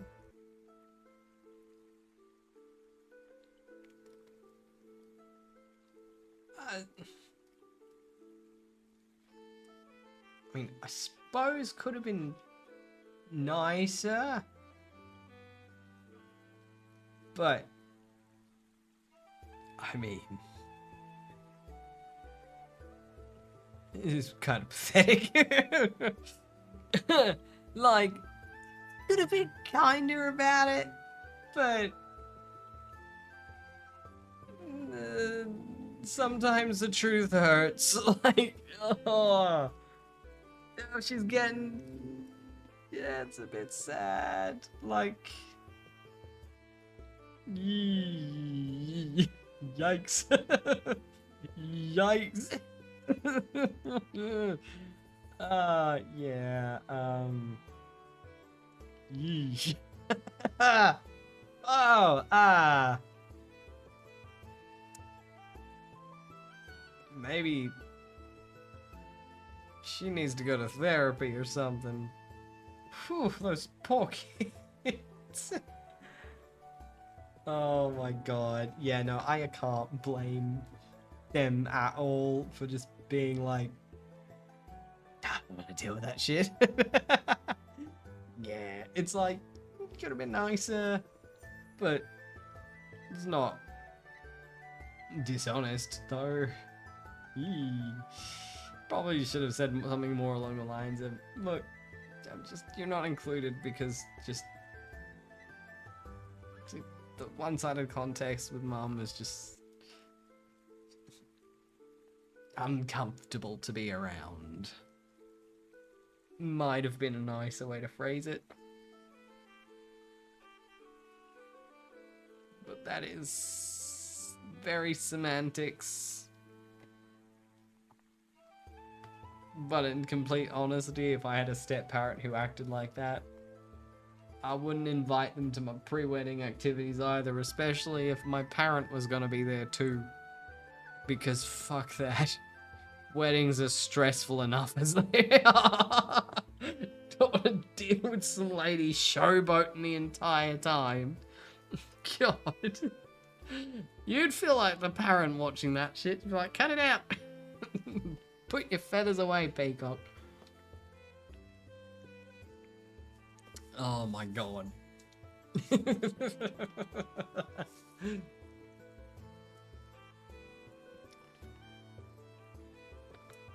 But you know what?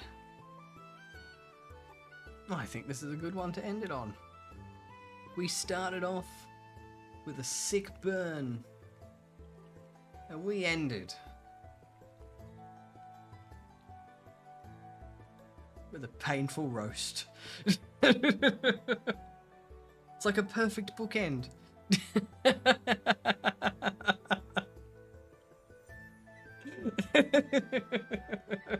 I mean, yeah, after everything we went through, dear God, oh my God.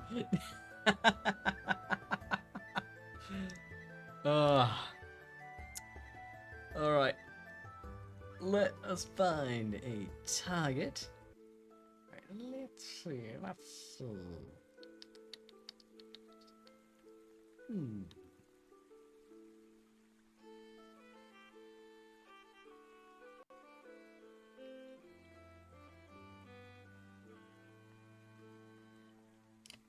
see.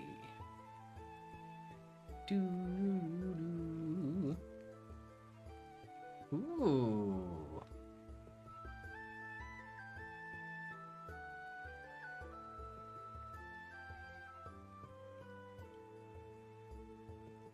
Ooh, I found a potential target. They're working on pixel art. I think that's very cool.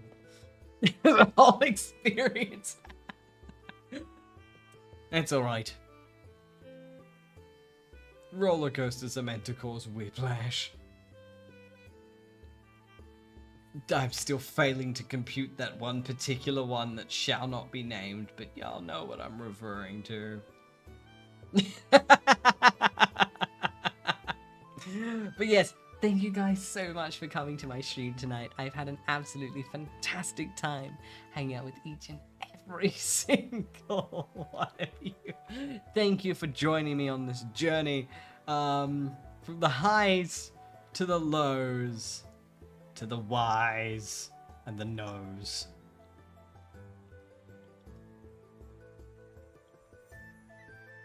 So let's fuck off. Raid a wonderful creator doing some cool pixel art. And then after stream, I'm gonna cleanse my brain with an episode of Dungeon Meshi. So I can forget that one post that I refuse to name that you all know I'm talking about. Because what the fuck?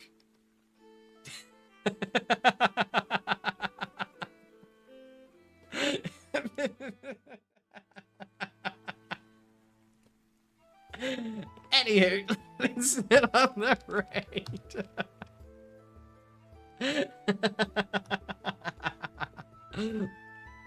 Alright. There we go. So it looks like a... Ooh. We're raiding a handsome Draco Lich. So I'm assuming a Dragon Lich combo. Ooh. Very cool looking characters. But yes, thank you guys so much for joining me tonight. I hope you all have a fantastic time from here on out. Oh, are you familiar with this person, Rita? Oh, fantastic. I love us, a small world. I hope you all have a fantastic evening, morning, noon, or night. My next stream will be on Monday at 8 p.m. AEST. What it will be about is Sunday's problem. I'll release my stream schedule tomorrow night. Sorry, Sunday night. It's not tomorrow yet. Time is an illusion. I need allowance to distract me from that one story. Have a wonderful evening, morning, or night. Get raiding very soon, and I will see you then. Night night, guys. And into the horizon we go.